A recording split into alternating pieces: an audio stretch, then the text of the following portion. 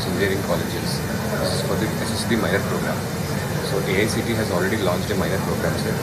Already 9 universities from Andhra Pradesh have. So they have developed small, what I call teaching labs, for students and other things. And now we have launched that program also for setting up the teaching labs. You are having any programs, sir?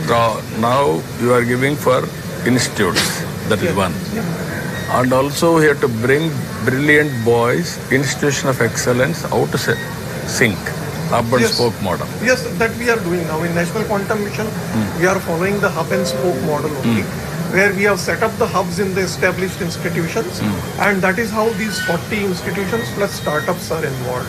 So that is why I said that in the quantum teaching lab now we plan to set up in about 75 to 100 engineering colleges across the country. Yeah. So these kind of, almost 60% of the lab equipment is here in this space. So already you give us 15-20, we'll experiment. We'll take a leapfrog. We'll inspire people. Hello, sir. Hi. Tell we are me. one of the very few companies that have a real-time quantum application, quantum-inspired application. So what we essentially do is financial portfolio optimization. So we use Fujitsu's DAU quantum-inspired technology. It's a digital annealing unit. So it contains around 8,200 bits with a 64-bit processing power. So we upload portfolios of individuals or organizations, and the portfolios are DFF and rebalanced by the DAU capacity to provide suggestions on how to rebalance your portfolios based on the trends of today, and it tells you which stocks are trendier and which stocks are cold or hot to give you suggestions on. So just to fill this, see, there are two approaches. One is the quantum computing, other is the quantum annealers. So annealers is what they are talking, which is an optimization problem. It is not an algorithm-based program. So this quantum annealers came many years back. D-Wave is one of the famous companies. So the advantage of them is that if you have an optimization problem, you can do it. So like last week, Chinese people announced that 22-bit RSA code has been broken by D-Wave annealers, which is very scary now, because quantum annealers is a slightly reduced version of quantum computers because of all the gates and all. So I'm saying whatever we thought will happen 3 years down the line has already started happening.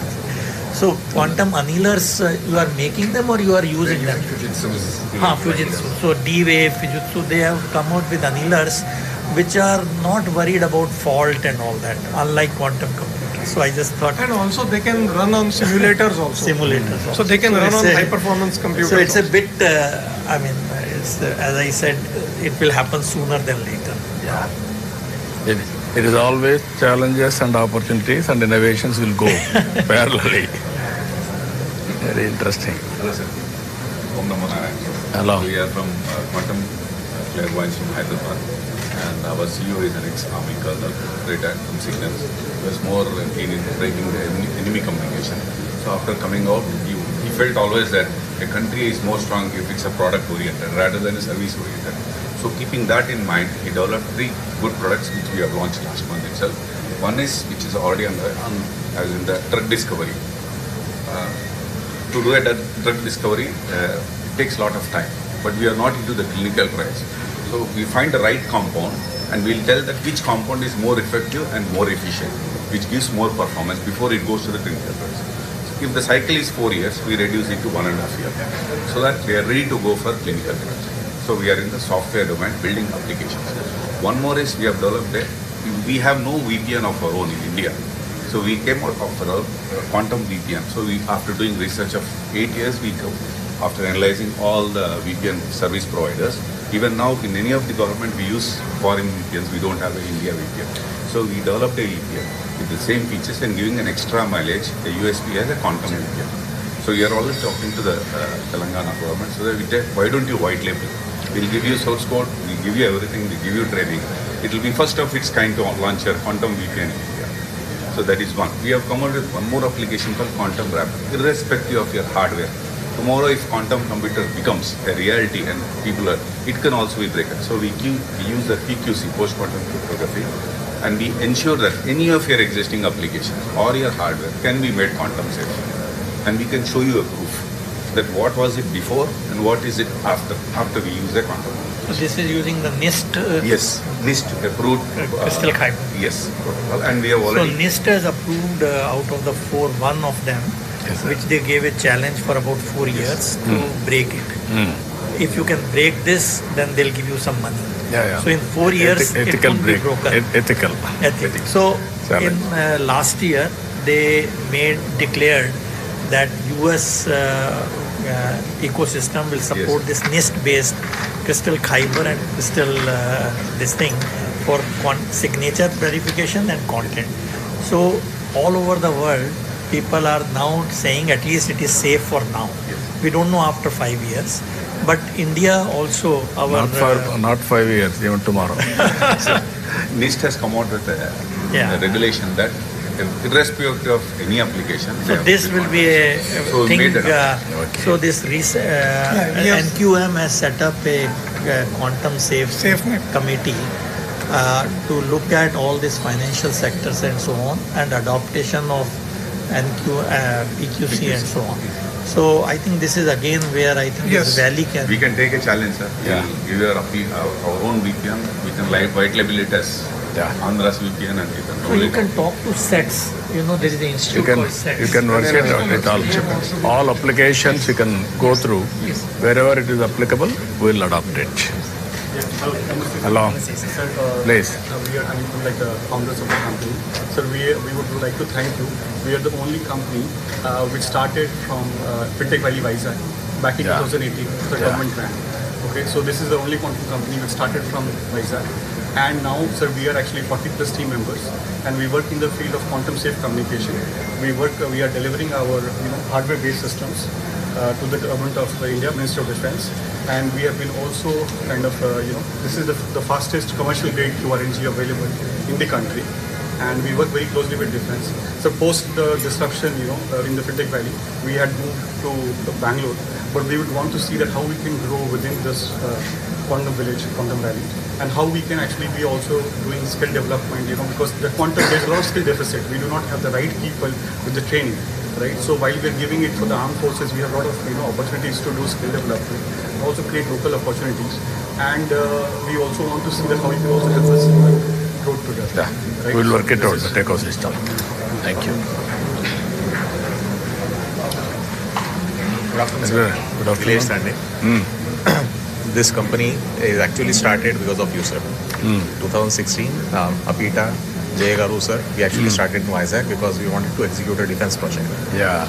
And the problem statement was to create a quantum safe messaging. Built our own algorithms, indigenous, delivered to defense. Also received an award from Honorable Raksha Mantri as well. Now this is the India's first dual-use technology, which is securing our defense establishments like DGDIA as well as DGMO, military operations as well as intelligence, plus getting used into the banks as well. So now it can actually secure the entire digital ecosystem part of it. So we have kind of built a platform ground up and delivered to the defense. So data at rest, data in motion and applications. Yeah. All with users and device control. That is the entire full stack with software, devices and hardware. Good. Excellent. Thank you. Thank you. Yeah. Please. Sanjay. We are into quantum communications and quantum sensing. This is quantum memory, which stores we can store up to 1 qubit, even the quantum computer, whatever is building on that. Not the storage, it's only computation. But here you can get storage. There's a huge application in the area of quantum key distribution network. And we are into quantum sensing too. We are in collaboration with AMTC, sir. AMTC totally we are collaboratively we want to build a quantum biosensor or MRI. Main application of this one is for regular MRI లో మనకి ఒక 10x resolution వస్తే quantum sensor can give you almost 1000x resolution, molecular level resolution. Like it would be a game changer in the healthcare industry. Magnetometer. No. Based on NV centers in diamond. In the rubidium. So there are two ways. One is that in diamond you put nitrogen as a defect. So NV centers is very sensitive. So the One set of people use that. Other one is this atomic thing which they trap, like rubidium atom, and that is also very sensitive to magnetic field. So essentially, you're mapping the magnetic field. So like in nano Tesla or pico Tesla, depending on whether it is portable or not. So this is something again in the NQM. Also, we want to take it to the next level. Yeah. But more important is to make it portable. Yes, yes. Because that's ALTC, we have already started POC with ALTC. Jitendra Sharma garu.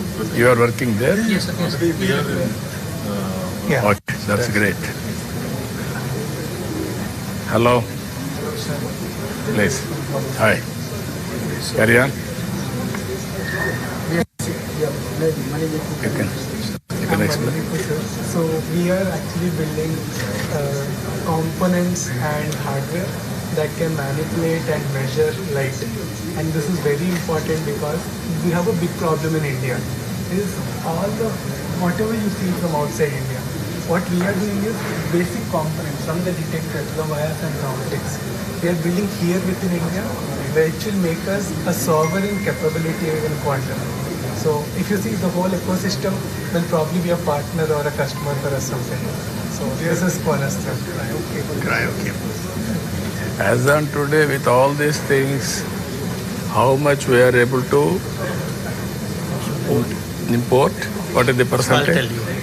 In quantum computing, the import component is almost 80%, 70 to 80%. In quantum communication, the single photon detector and the photon source, right now it is imported, but we are almost like 7 to 8 labs have come to a very high level.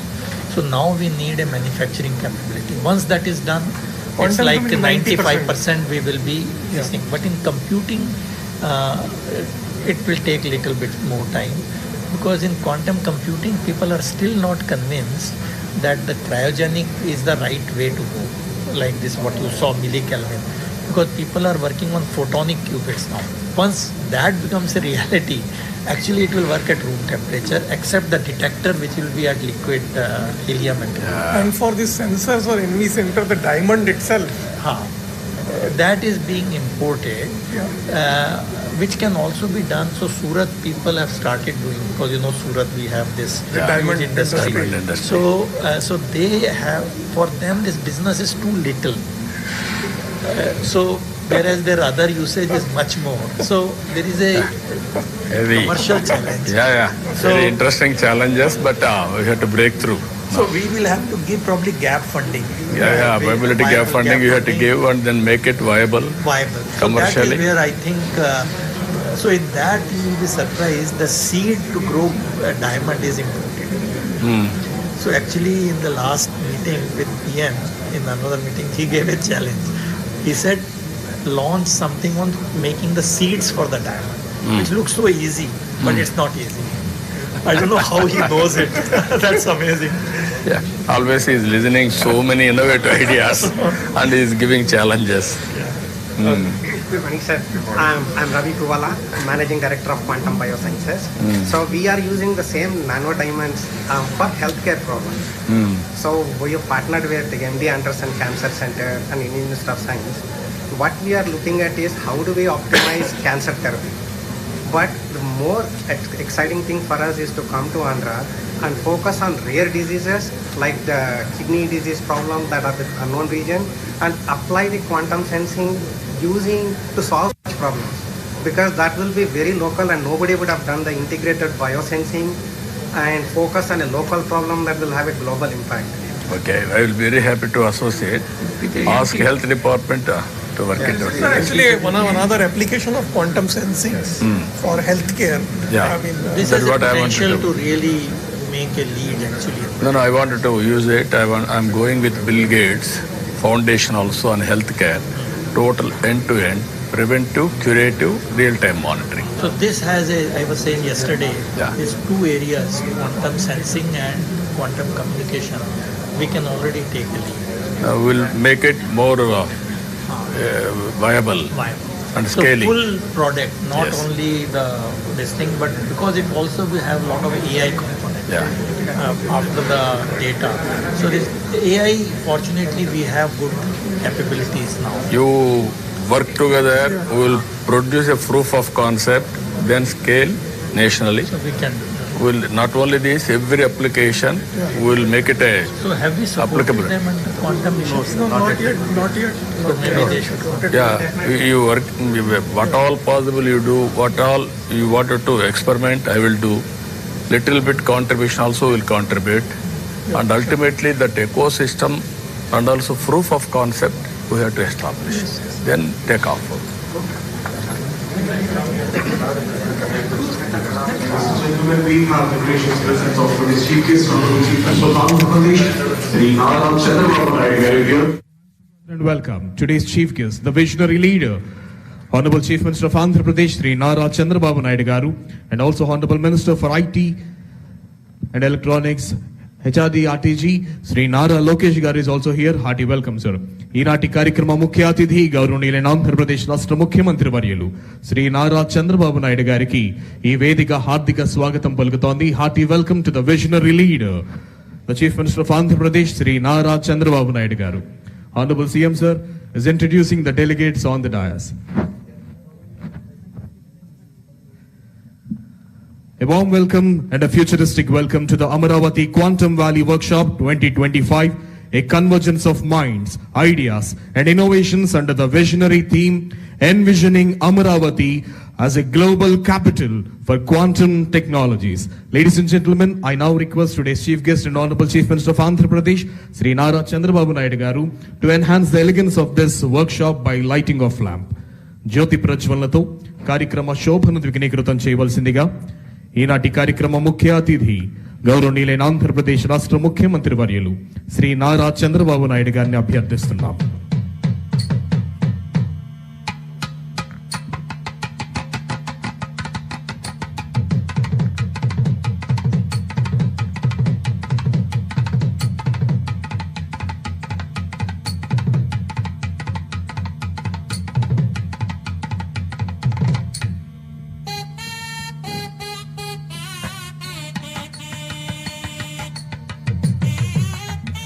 In the world, today we are not just in the conference hall, we have stepped into the future. In the world where data moves at the speed of light and computation defies classical limits, Amaravati rises not just as the people's capital of Andhra Pradesh, but as the emerging quantum capital of the world. I request everyone to please be seated. Ladies and gentlemen, let's take the pride in knowing that Amaravati, the heart of Andhra Pradesh, is ready to spearhead the next quantum leap in technology, thought and transformation. So dear guests and everyone, fasten your intellectual seatbelts, open your minds and get ready for the journey beyond the time and future. Welcome to the future. Welcome to Amaravati. Welcome to Quantum Valley 2025. In connection with this, I would love to call upon the Secretary to Government, ITE and C Department, Government of Andhra Pradesh, Sri Bhaskar Kattamaneni IAS, to please come forward and propose the welcome address. స్వాగత ఉపన్యాసం తెలియజేయవలసిందిగా Shri Bhaskar Kattamaneni IAS గారిని అభ్యర్థిస్తున్నాం. Thank you.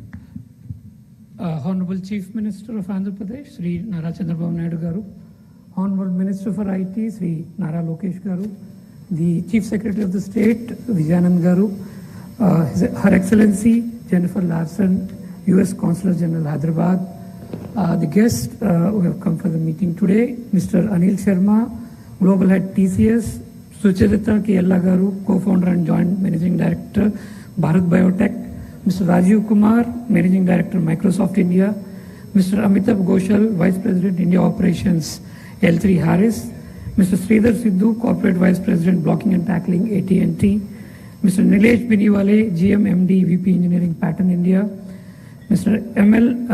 L.I. Naidu garu, Managing Director, GROB Work, Mr. Manish Verma, Head India Innovation Center, Warner Brothers Discovery Media, Mr. Fani Mitra B, Global Chief Digital and Information Officer, Dr. Reddy's, Mr. Amit Singhi, Director, IBM Research India and CTO, IBM India and South Asia, Mr. Rahul Sharma, Managing Director, USIBC, Air Marshal DC Kumaria, retired, formerly Vice Chief of Indian Air Force, Military Advisor to BAE Systems India. Shri Sandeep Patil, Managing Director, IBM India Private Limited. Shri Scott Crowder, Vice President, IBM Quantum Adoption, IBM India Private Limited. Shri V. Rajanna, President, Technology, Software and Services, Tata Consultancy Services. Shri M. V. Satish, former whole-time Director and current Executive Committee Member, Advisor to CMD, Larsen and Turbo. Professor V. Kamakoti, Director, IIT Madras. K. N. Sachinarayan Garu, Director, IIT Tirupati. And sir, the distinguished guests from Delhi who have come here to be with us and have been always supporting the mission. Sir, Professor Abhay Karandekar, Secretary, Department of Science and Technology, Government of India. Professor Ajay Kumar Sood, Principal Secretary, Advisor to Government of India. And my colleague Purna Shashidhar, who has come. District Collector, the Municipal Commissioner, the other officials and all the dignitaries who have come. Dignitaries from academia, the university vice chancellors, registrars, and the teaching faculty and the students in the areas of quantum technologies. And also the corporate companies who have come here, who have been using the technologies and will partner with us in using the technologies and algorithms to take the nation forward, and the members of the media who have come here. I heartily welcome all of you to this first workshop on the quantum technologies and quantum computing. Sir, in fact, where history is made, nobody actually on that day understand what is being done. I think today is one occasion where we are taking a leap forward, a leap of faith in the leadership of the Honorable Chief Minister and our IT Minister, Union Government. We are taking this challenge to take the India into the next millennia through the quantum technologies. The Amaravati Quantum Valley is the first step in that. In that, all the quantum technologies, the emerging technologies in terms of quantum computing, in terms of quantum sensing, quantum communication, quantum metrology, and also the quantum chips, as well as the preparation of a large number of projects for the lot of startups that are coming in. Commercial companies which will be using these technologies like pharma, automobile, metallurgy, and other kind of cutting-edge technologies that would be used. Today is an opportunity for all of us to get together here, discuss. Sir, in the morning already from 8 o'clock to before you arrived, sir, we had 3 round tables in which the experts from the area of quantum communication, quantum technologies, quantum sensing, metrology, and startups, and also from the universities have discussed the way forward, and which we will formally present at the end of the session, sir.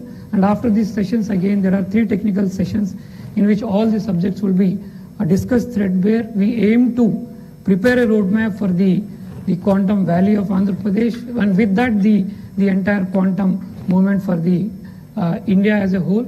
We aim to not only create jobs but also revolutionize the various sectors in that. We want to give new technologies, new algorithms to solve problems, create new products, new services for the humanity as a whole, not only for India or the state.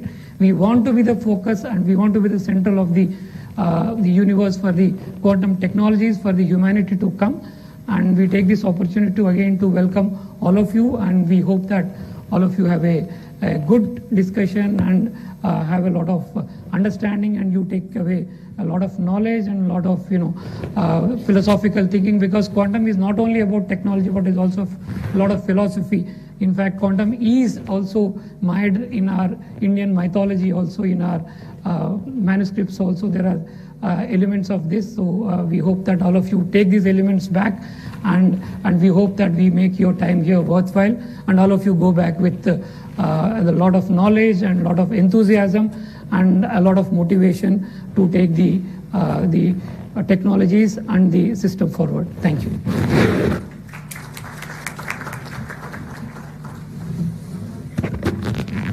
Thank you, sir. Thank you very much. Now I request the Managing Director of IBM India Private Limited, Shri Sandeep Patil ji, to address the gathering. Mr. Sandeep Patil ji is requested to address the gathering.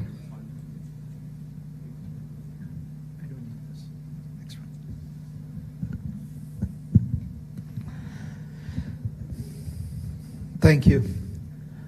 Honorable Chief Minister, Shri Nara Chandrababu Naidu Garu, Honorable Minister IT Minister Shri Nara Lokesh Garu, government dignitaries, distinguished guests, several friends, ladies and gentlemen. Very good morning to you all. First of all, I'm truly honored to be here for this momentous occasion. This may be the first time that we are seeing a quantum technology workshop at this scale. I haven't seen one in India thus far. And I would like to start by congratulating the Honorable Chief Minister for envisioning the Quantum Valley Tech Hub in Amravati and aligning it with the National Quantum Mission. We have all witnessed the phenomenal contribution to India's IT revolution that he has contributed to in the 90s under his leadership.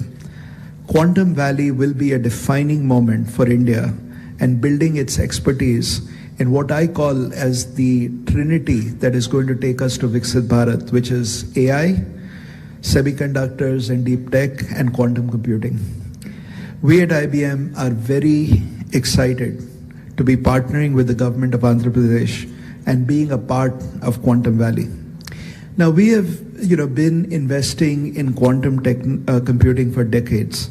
And as quantum hardware advances, the opportunity to develop algorithms that bring us closer to quantum advantage, that is to truly take advantage of quantum technology to solve real-world problems that traditional computing cannot, that is the moment before us.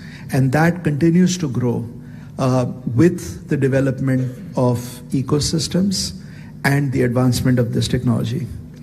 We are firm believers that India will play a significant role in achieving quantum advantage and translating that to economic and social benefit for the nation and the world. We can leverage the collective knowledge of our distinguished research institutions, software and algorithm expertise of developers, and truly unleash our demographic dividend that we have in India to be a leader in this era of quantum algorithm and application discovery, to really drive this technology at scale. Quantum Valley at Amravati will bring these creators of quantum applications together with the adopters across industry, government, to enable ideas to go from lab to market and create a vibrant ecosystem that truly scales this technology. What have we been doing? And I want to sort of give you 4 points that I think you should take back. First, there is a tremendous amount of research capability in India, and we ourselves have been continuously building our research capabilities that works very closely with local ecosystems and continues to drive deep tech computing. Second, there is a tremendous amount of workforce that we have in India that can be unleashed. We have been enhancing that workforce, and I'd like to share some numbers with you that I actually find fascinating. Since 2021, more than 200,000 quantum enthusiasts, and I say enthusiasts because it's difficult to test their capabilities just yet, but 200,000 quantum enthusiasts from India have accessed IBM quantum learning resources. We make that available, and there's a lot of people that have actually taken advantage of it. And approximately 25,000 students have taken the courses on quantum computing that have been offered jointly by IBM and IIT Madras on the NPTEL platform. AICTE is also introducing a minor course on quantum computing for undergraduate students as a part of this initiative. And we have trained more than 900 faculty members on quantum computing fundamentals. To unleash this technology, we need the workforce and the experts to truly take advantage of this technology. Third, we are driving cutting-edge research and algorithm discovery by empowering India ecosystem to access the most capable quantum systems and resources. Fourth, we are supporting economic growth through industry engagement. There are startups like Boston QPSI that are using our quantum technology to boost the performance of complex engineering simulations using Qiskit libraries, simulators, and IBM quantum systems. LTI Mindtree is a part of our quantum network globally, as well as Tata Consultancy Services that have actually partnered with us to really scale this technology here in the Quantum Valley. And lastly, the government, I think, is now becoming very, very active in this space, not only at the center, but more importantly, right here in Andhra Pradesh. And we are excited to bring our most advanced quantum computer, IBM Quantum System 2. You can see that is a model of it right here, to Quantum Valley at Amravati. And please take time to take a look at the replica. So as quantum system arrives on Indian soil, quantum experts and developers will have an opportunity to build world-class quantum algorithms, which is what the need is right now around the world, and applications that will address real problems for India and the world. And we will do that from India. That is why I believe that this is a defining moment for India, and the onus is on all of us here to actively engage in this initiative and contribute towards the success of Quantum Valley and realize the vision of Viksit Bharat. And now I would like to invite my colleague, Scott Crowther, Vice President, IBM Quantum Adoption, to share how we are bringing this useful quantum computing to the world.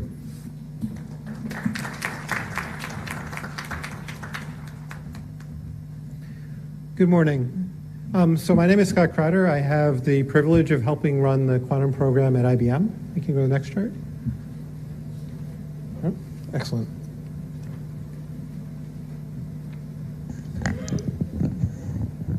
Our mission at IBM is to bring useful quantum computing to the world. So it's been 100 years since man discovered quantum mechanics.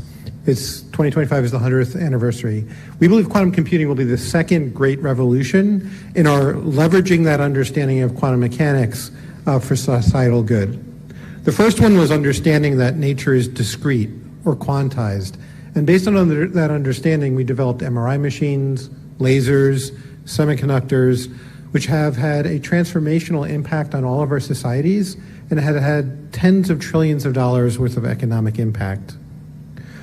Quantum computing will be the second revolution based on the understanding that we can leverage the mathematics of quantum mechanics, the math of nature, to do computation in a completely different way.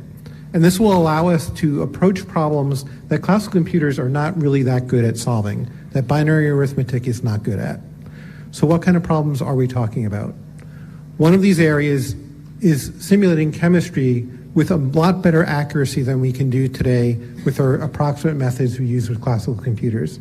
And this can be used in a wide variety of fields. We leverage chemistry in a lot of different spaces in a lot of different industries.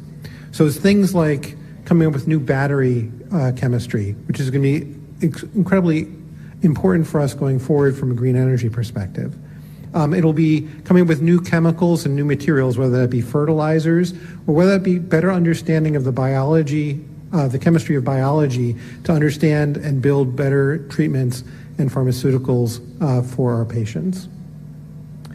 The second area is using the ability for quantum computers to do linear algebra in exponential spaces, and I realize that for most people that doesn't mean a whole lot.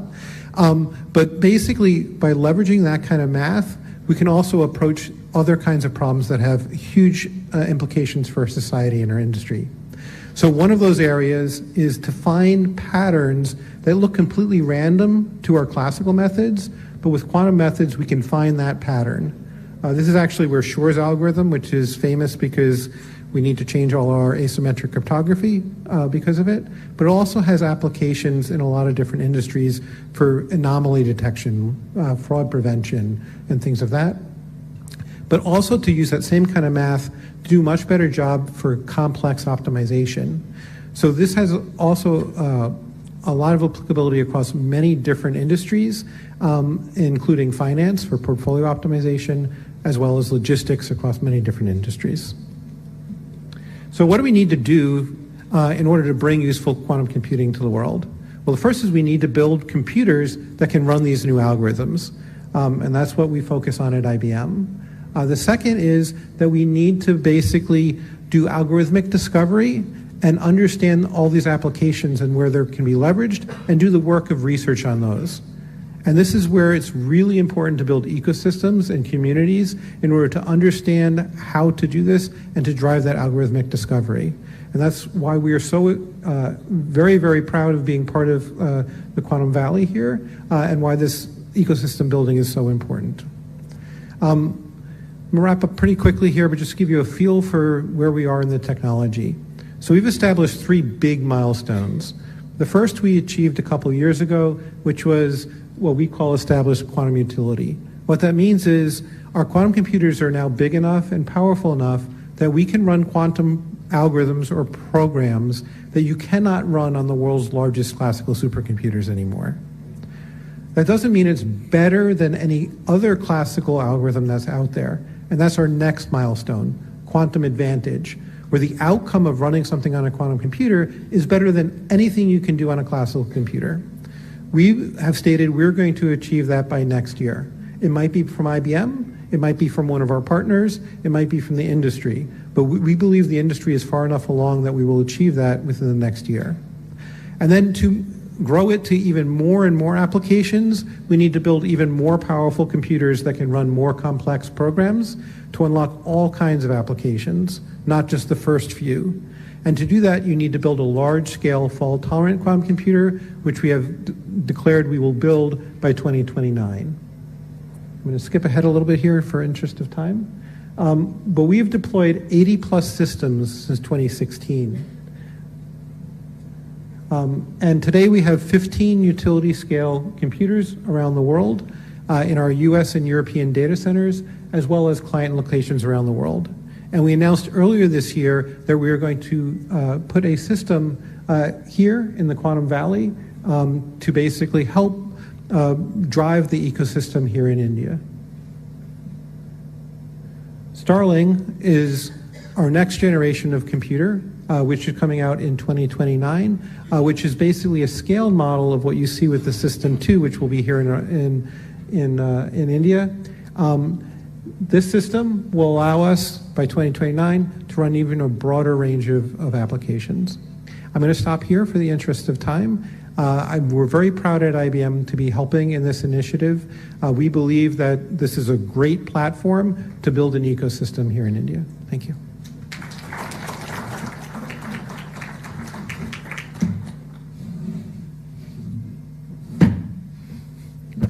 Thank you, sir. Thank you very much. Now I invite the President, Technology Software and Services, Tata Consultancy Services Limited, Shri V. Rajan Garu, to please come forward and address the gathering.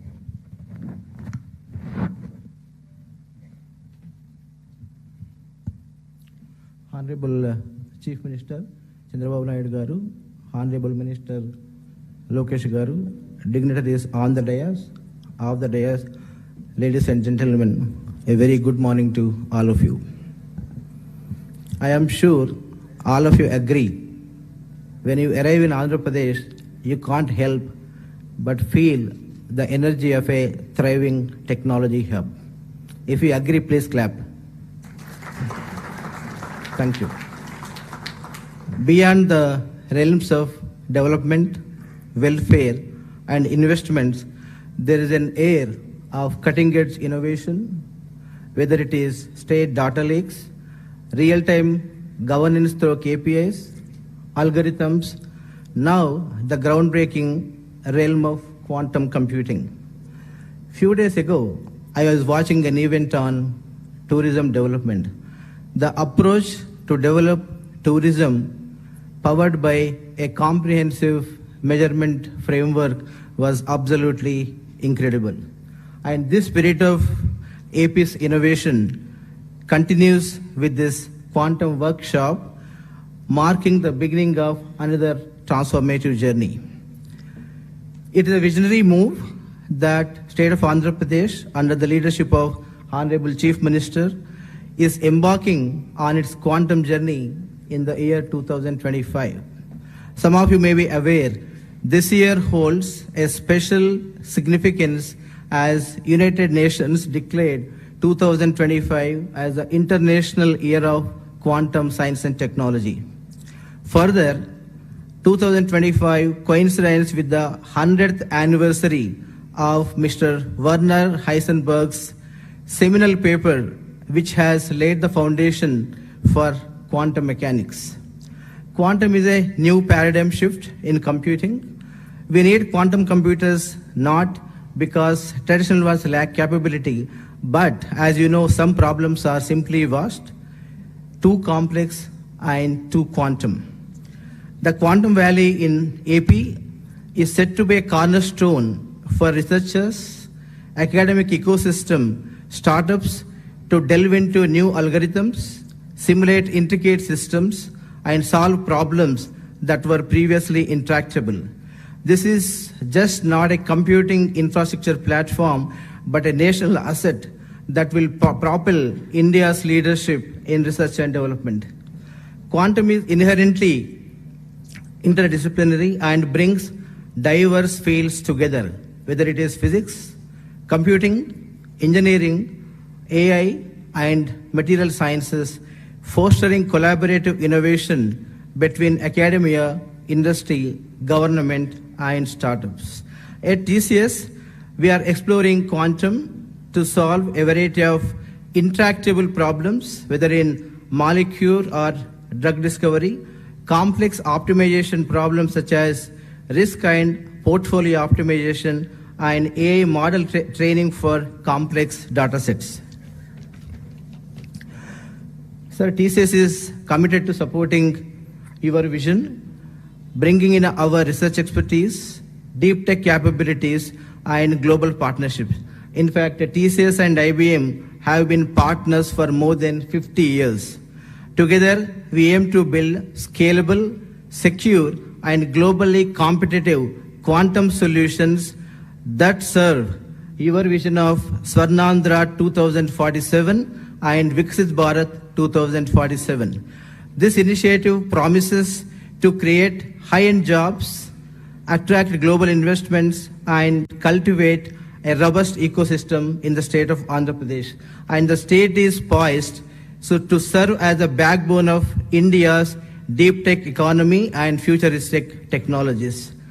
And equally important is the role this initiative plays in talent development, as AP stands out as one of the nation's most vibrant talent hubs, and TCS is happy that we have been leveraging AP's talent pool for several years. Sir, finally, TCS enjoys a special partnership with you. We have been working with your leadership for more than 3 decades.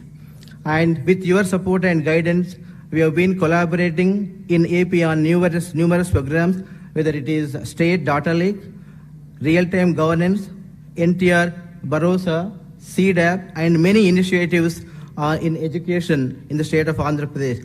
We are very, very excited to expand our partnership with AP further with quantum, as well as establishment of our global delivery center, which is going to deliver for multiple industries and multiple markets in Vizag very, very soon. And thank you, sir.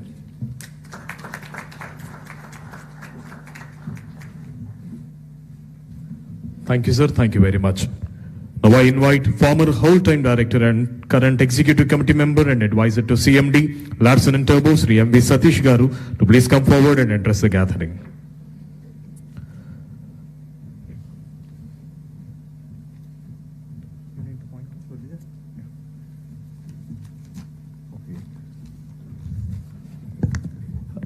Hello. Very good morning, Honorable Chief Minister, Mr. Chandrababu Naidu Garu, Honorable Minister of IT, Mr. Lokesh Garu, dignitaries, Andhra Abjadayas. I think my time has been cut up. So many people have spoken about, already the quantum computing. I'll just say 2 things because I see a lot of entrepreneurs. So McKinsey Committee said that the market value of this quantum computing will be $100 billion. I think it should be music to all the Andhra guys. And then also, India's growing initiative, Quantum Valley, they're also investing around 6,000 crores. And so the next digital revolution will be quantum. and India cannot afford to be a follower this time. And next, coming to L&T. I'll just say why L&T. I think we have been always partnered with the government of Andhra Pradesh. When we started a high-tech city in 1995, so where Mr. Chandrababu Naidu gave us the lead. We also did the high-tech exhibition, and we started this PPP model where we invest and do the projects and all. That is something. And L&T is uniquely positioned, one, as an infrastructure partner. We can build Quantum Valley, the quantum data centers, etc. And as Mr. Sandeep rightly said, as a deep tech partner via LTI Mindtree with active quantum incubation, applied research, by translating fundamental research to industrial and societal applications. LTI Mindtree has been a pioneer in quantum applied research for over 4+ years now, and we're the first Indian GSI to be part of the IBM quantum network. We can take the map of the Indian quantum research, breakthrough to industrial problems across India and the globe. We have actually more than 700 partners across the globe. And also as a potential end user, in solving complex challenges in construction, energy, precision engineering, etc. And India has a lot of strategic advantage, actually. And one of the things is that we have millions of STEM graduates. We have a growing base of actually quantum social researchers like IITs, the IISc, the ISAR and all. And the global software, we are one of the leaders actually in the global software, thanks to Mr. Chandrababu Naidu. And also we also have the government push and the policy readiness. I think that is very, very important. And we also have the academic and startup momentum, everything. Next is what way that L&T can help the government and the world at large with the quantum journey. L&T and LTI Mindtree are fully committed to actively support co-developing industry-grade quantum user cases, partnering with startups, building physical and digital infrastructure, becoming early enterprise adopters in complex sectors like infra, energy and all. And vision, I think with this vision actually, India should be at the center of the quantum world, and I think let us lead this revolution. I only want to say that Mr. Chandrababu Naidu would have actually fathered 2 global centers. One is the IT and BT hub at actually Hyderabad, and the next one is actually the Quantum Valley at Amravati. Thank you very much. Thank you, sir. Thank you very much. And I invite the Chairman of Andhra Pradesh State Council for Higher Education, Sri K. Madhumurthy Garu, to please come forward and give his message.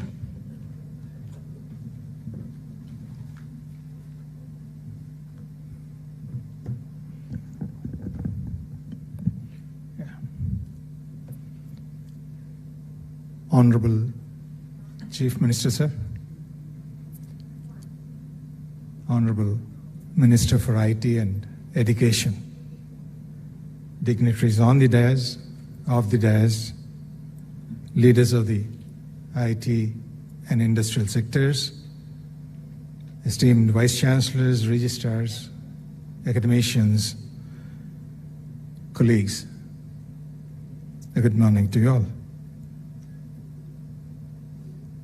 This is a defining moment and a very important gathering, focusing on technology that is set to define and transform the world, quantum technology, which is rapidly reshaping the frontiers of science, technology, and the global economy. The National Quantum Mission is a significant step in India, and it is also encouraging to see the growing momentum across academia, industry, and the government in building our own quantum ecosystem. Sir, this is offering a great opportunity for Andhra Pradesh because of its strength in technical education, the progressive governance, and also the digital infrastructure that has already been created. In this context, as many countries that have already initiated this program have followed, placing importance on quantum technology, not only for scientific progress, but also for economic growth and national security. We also thought that creating leadership by preparation from the base of education is the only way that we could take charge of the situation.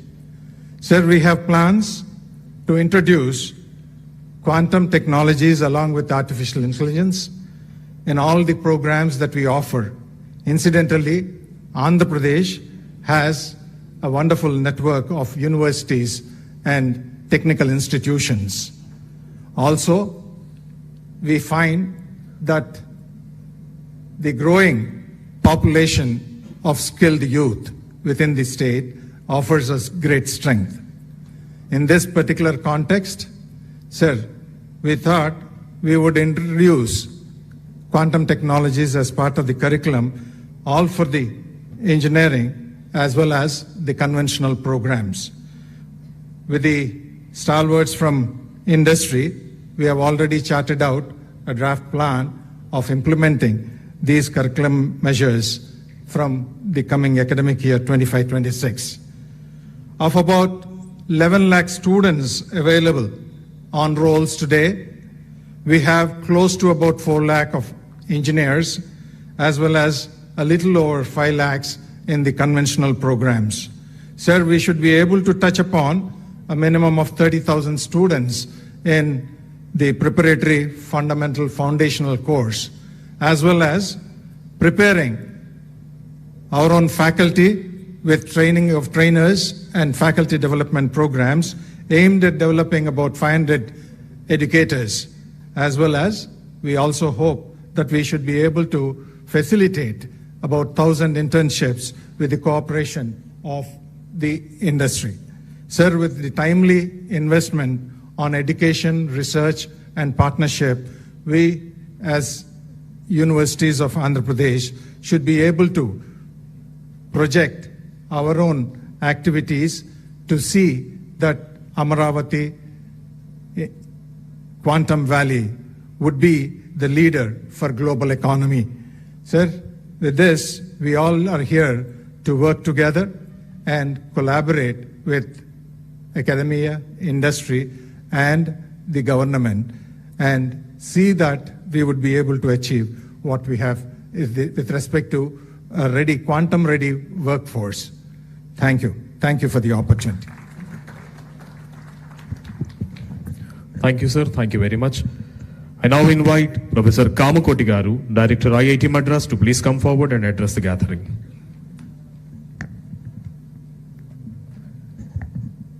Respected Honorable Chief Minister of Andhra Pradesh, Honorable Minister of IT of Andhra Pradesh, and all dignitaries, we are very excited that Quantum Valley has been launched at Amaravati. Bharat as a country, we are to define our own quantum advantage footing. This requires a well-synchronized effort between academia, startups, major industry, and government. The Quantum Valley at Amaravati provides precisely this robust platform as a first mover. The National Quantum Mission launched by the DST Government of India has rightly identified 4 major verticals. We must make the best use of these. Friends, there are multiple areas we must quickly ramp up. Number 1, we need to demonstrate major use cases that shall clearly highlight the quantum advantage, specifically manufacturing, health, pharma, agriculture, finance, defense, communication. These are very prominent candidates. All domain experts from industry and academia must come together on a mission mode to achieve this particular goal.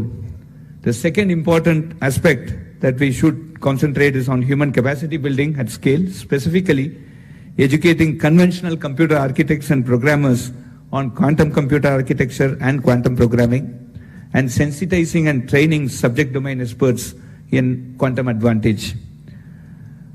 Moving to utility quantum environments at the earliest is also very crucial, And in this direction, we must aspire to demonstrate short-distance quantum communication and also look at quantum desktops and quantum sensing as part of smart city type of IoT projects in addition to the quantum cloud environment that is envisaged at Amravati.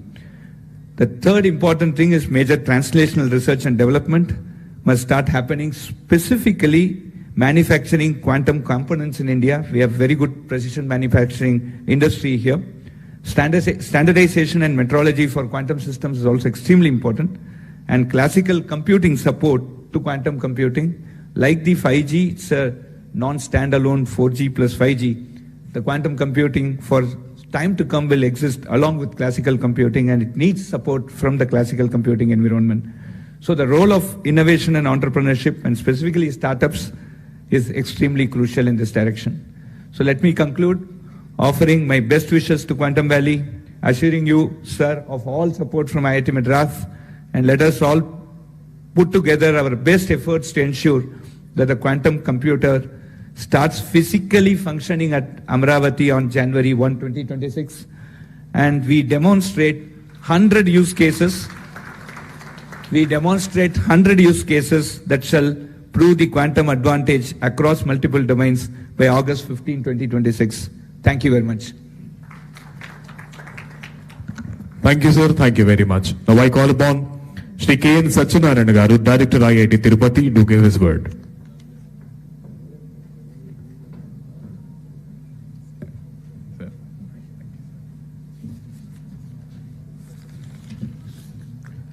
Honorable Chief Minister, Honorable Minister for IT and Education, other dignitaries on the stage, off the stage, and participants in the workshop.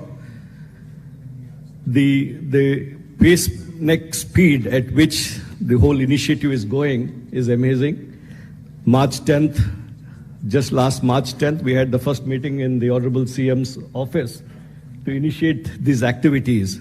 And within 3-4 months, we got to a stage where we're having a workshop, setting targets, January use cases by August, and so on, and bringing together all the various participants on a common platform, whether it's the academia, the industry, the government, and so on. I'll focus my talk mostly on capacity building from the perspective of human capital, the necessary infrastructure, the research ecosystem, and industry participation. So coming to human resource development, we need to create education programs, training programs, and how do we integrate quantum science into our curriculum. For example, at IIT Tirupati, we have made quantum science and technology as a compulsory core course for every student, whether it's a civil engineer or a mechanical engineer or a computer science student. And then we need to create, establish postgraduate programs, doctoral programs, postdoctoral programs to attract the best talent to come and work here. And then a number of short-term certification programs for the industry and workshops for professionals that we need to run to upskill people very fast. We also need to do skill development in terms of the quantum programming, hardware development, quantum hardware development, equally important, and cross-disciplinary expertise. You know, we need to have the domain people who need to define the problems and understand how quantum technologies could be used appropriately.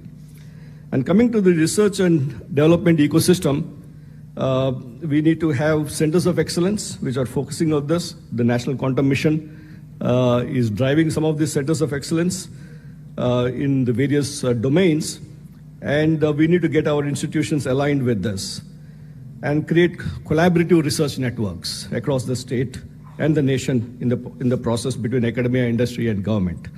Create research centers of excellence where industry and the academia work together, not each in their own silos. And then we need to work on focused areas, whether it's quantum computing, communication, sensing, and so on, which has been already discussed about, and create infrastructure development. Setting up the quantum computer here is a step in the direction that IBM is doing to start the infrastructure development. But more importantly, we need to do this at various labs across the institutions. Today morning, we had some deliberations in the round table. We were talking about, one of the easier things is to do the lectures and software development and so on, but the hardware is where the challenge is. So how do we create these laboratories to get people exposed to the hardware part of it? So we are talking about setting up a few experience centers across the state where the institutions around can come and use those facilities because this need reasonably high investment and expertise to run them. So there are a lot of and then we need to create the test beds for prototyping platforms and the integrating with the high performance computing. And then also create the startup ecosystem, work towards industry engagement and startup ecosystem. In this context, I think this aligns with the other initiative the Honorable Chief Minister is taking forward in terms of the Ratan Tata Innovation Hub. If we can integrate these activities, the startup ecosystem with the hubs that we're creating, 5 hub and spoke model, 5 spokes across the state, and encourage industry investments in this R&D and startup incubation and various application development, which the earlier speakers talked about, and the policy and the regulatory framework, and create public awareness and outreach. Why we are doing this. For example, yesterday, I think Venkat's book is getting launched today, where he's translated Quantum Nation to Telugu, so that we get it across to people. So we need to get people along as to understand why we're doing all these things. So all this, and then create networks in terms of international collaborations. So what we need is a holistic approach, including education, R&D, infrastructure created, industry participation, policy and global collaboration to ensure leadership in this transformative domain. Thank you very much for this opportunity. Thank you, sir. Thank you so much. Now we cordially invite Madam H.E. Jennifer Larson, Consul General, Hyderabad, United States of America, to please come forward and give her message.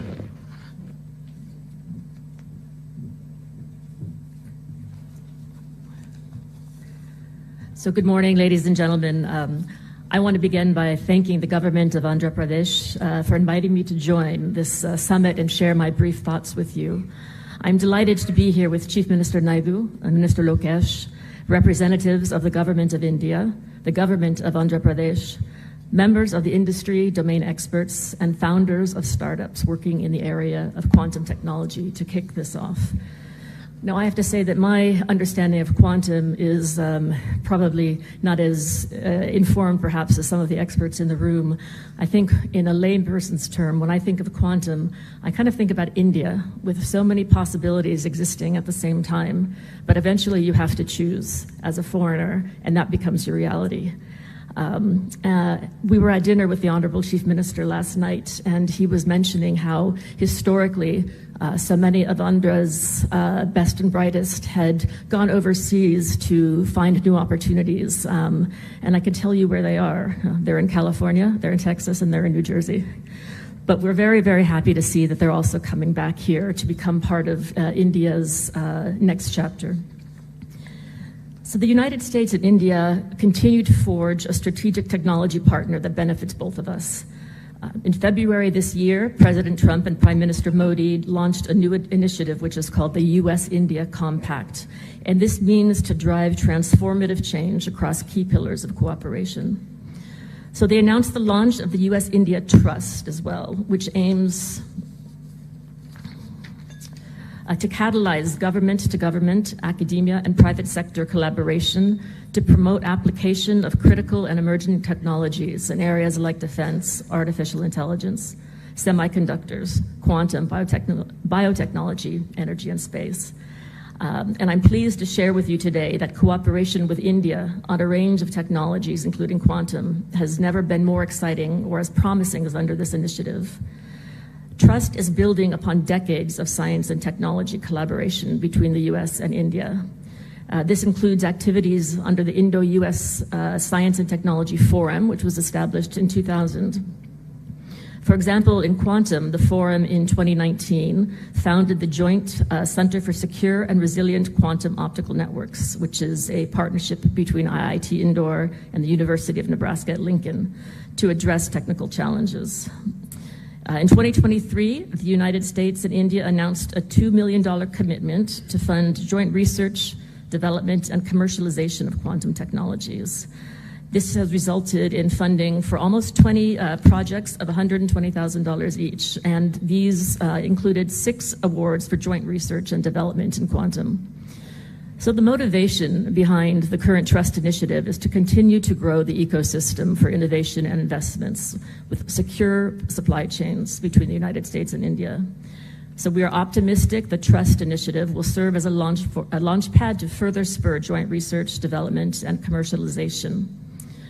We have made great strides together to launch tangible quantum cooperation, and trust will further strengthen the strategic technology partnership between the U.S. and India, a partnership that is crucial for many things, to include innovation, economic development, and national security. I commend Andhra Pradesh for laying out this roadmap for advancing quantum technology and envisioning a quantum valley anchored by IBM and TCS as part of India's national quantum mission. As I prepare to depart India after close to 7 years here, I do want to say thank you for also letting me live here with you in this universe. So thank you very much. Thank you, madam. Thank you so much. Now I invite the Chief Secretary, Government of Andhra Pradesh, Sri K. Vijayanand IAS, to please come forward and give his message.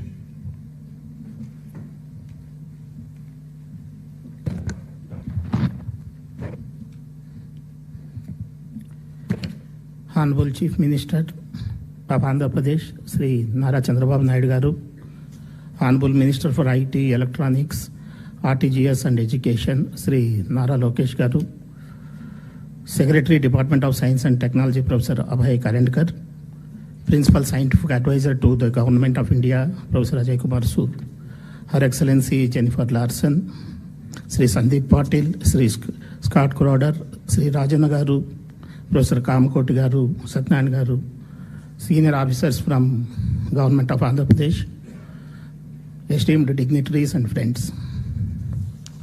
I welcome all of you to this Amaravati Quantum Valley workshop today. This workshop is being organized by Government of Andhra Pradesh. Our partners are TCS, L&T, IBM, and of course, Government of India, Ministry of Science and Technology.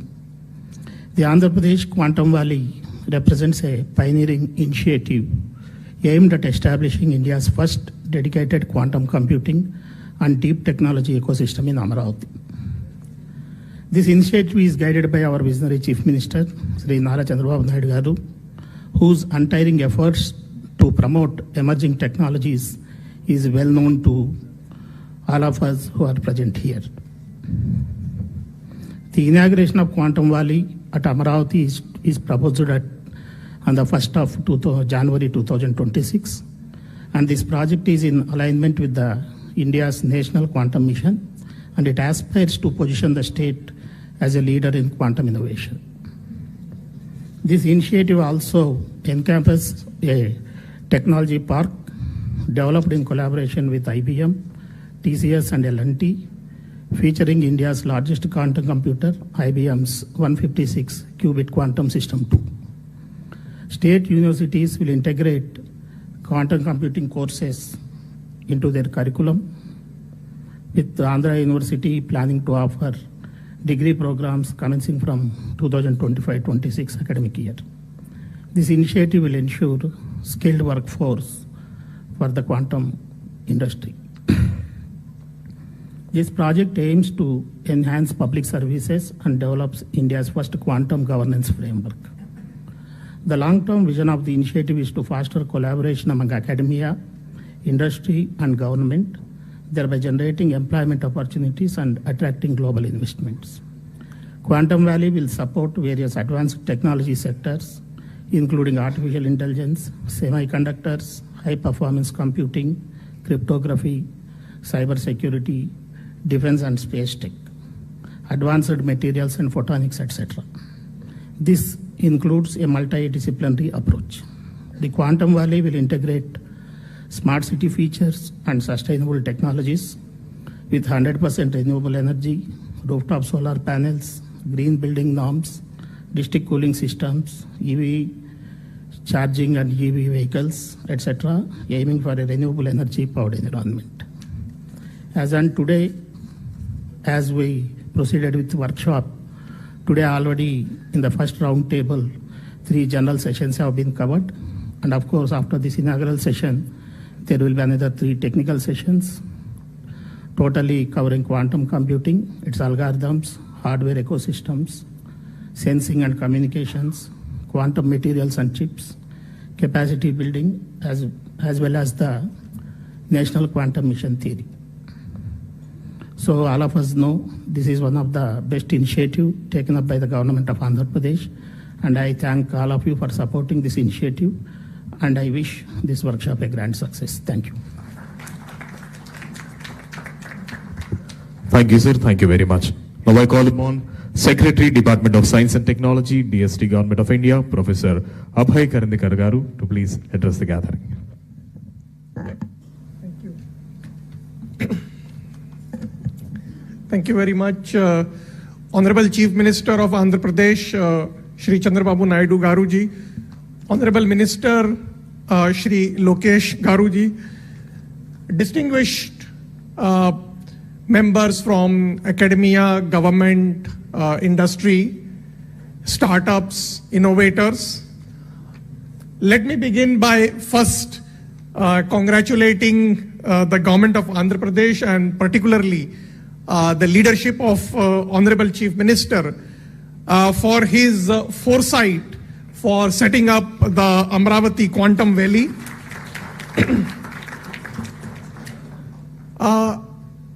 National Quantum Mission sees this as an opportunity for institutions, academia, industry, startups and innovators to actively engage not only amongst each other and collaborate with each other, but also with the National Quantum Mission and leverage the various programs of the Government of India for our mission and our vision for becoming India a global leader in quantum technologies. The National Quantum Mission has set up the 4 thematic hubs in the areas of quantum computing, quantum communication, quantum sensing and metrology, and quantum materials and devices. Today, we have 150 plus faculty and scientists engaged in the mission spread across more than 40 institutions in the country. We have also supported startups and innovators, and in the coming months, we will be supporting the government engineering colleges, technical institutions and other institutions towards the capacity development programs by supporting the teaching labs for those institutions which are launching the quantum technology programs which have been approved by the All India Council of Technical Education. And I'm also delighted to see that Andhra Pradesh Council of State Education just mentioned in their presentations that they have plans to set up the quantum technology academic programs in several of their technical institutions. In terms of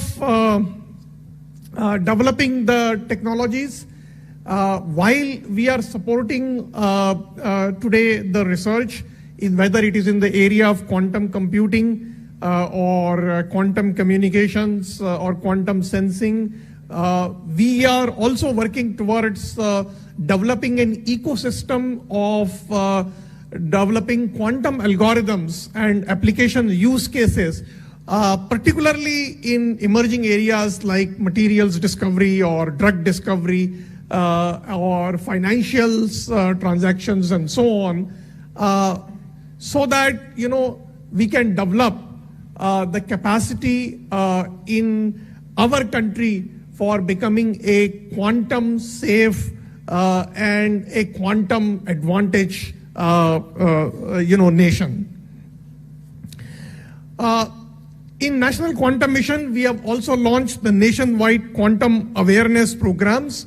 And in this quantum awareness programs, we have targeted the students, researchers, faculty, and industry for not only, building the understanding, but also developing interest towards research in the area of quantum science.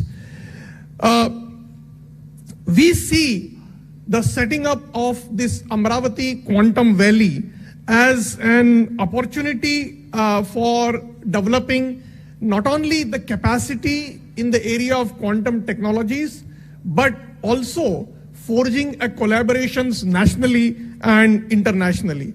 From the Department of Science and Technology and from the National Quantum Mission, we reiterate our commitment to nurturing a self-reliant, globally quantitative and quantum ecosystem for India. And I'm confident that with collective resolve and collaborative energy, we as a country will not just participate, but will also lead in the global quantum revolution. Once again, I would like to compliment the leadership of the Honorable Chief Minister. I hope that with the Government of India, in the National Quantum Mission, under the visionary leadership of our Prime Minister, Shri Narendra Modi ji, we will be able to make our country a global leader in the emerging technology ecosystem. Thank you. Thank you, sir. Thank you very much. Now I invite Principal Scientific Advisor to Government of India, Professor Ajay Kumar Sood garu to please come forward and give his message.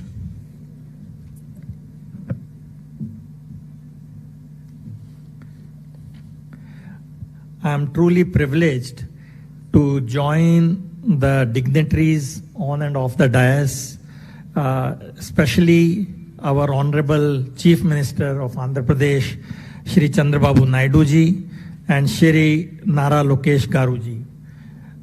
Our Honorable Prime Minister, Shri Narendra Modi ji, and Shri Chandrababu Naidu Garu ji have both strongly believed in the transformative potential of new and emerging technologies for delivering public good. So National Quantum Mission, along with other missions, and Quantum Valley at Amravati are two examples of this vision. I would like to again join Abhay in congratulating Honorable Chief Minister for really taking this very visionary step in showing the way for accelerating quantum technology dissemination across all sectors. Now, as quantum technology is indeed the flavor of the year, as was mentioned, year 2025 is declared as the International Year of Quantum Science and Technology by the UN, which really celebrates the century-long development of quantum mechanics. This is also an example where very fundamental science results in disruptive technologies over a period of time.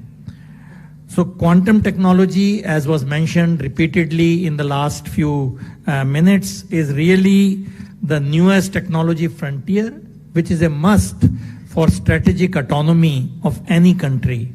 It will indeed transform the landscape, technology landscape, over a wide canvas. It is befitting that New Amravati should have ambitious plans for becoming a quantum technology hub in the country.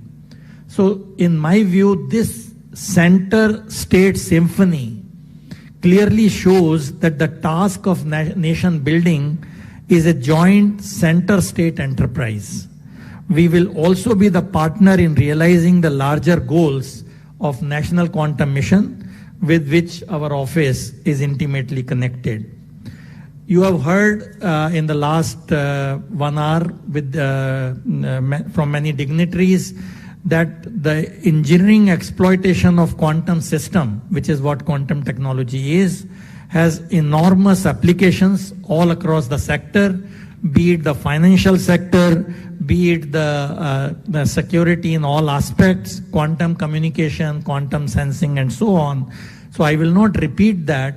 But one area which will come up sooner than later is the application of quantum computers in climate change. This is a beginning of that, because when you are dealing with billions of parameters in weather prediction, this is where the power of quantum will be useful. And the other areas which will see a huge jump in the next 2-3 years is the merger of quantum and AI, which is what quantum AI is now being referred as. And this is the kind of areas, the disruptive areas, I definitely feel Amravati Valley can make a dent in the global scene. So the list of these applications is enormous. I don't think we need to repeat all that.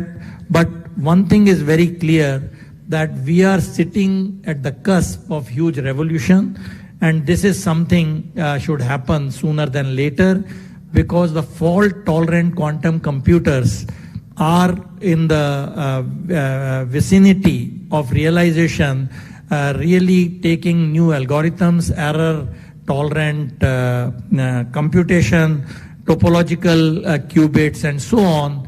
And this is where I think the excitement lies, not only for the researchers, industry, but also the young team, which is really going to be the leaders in this game.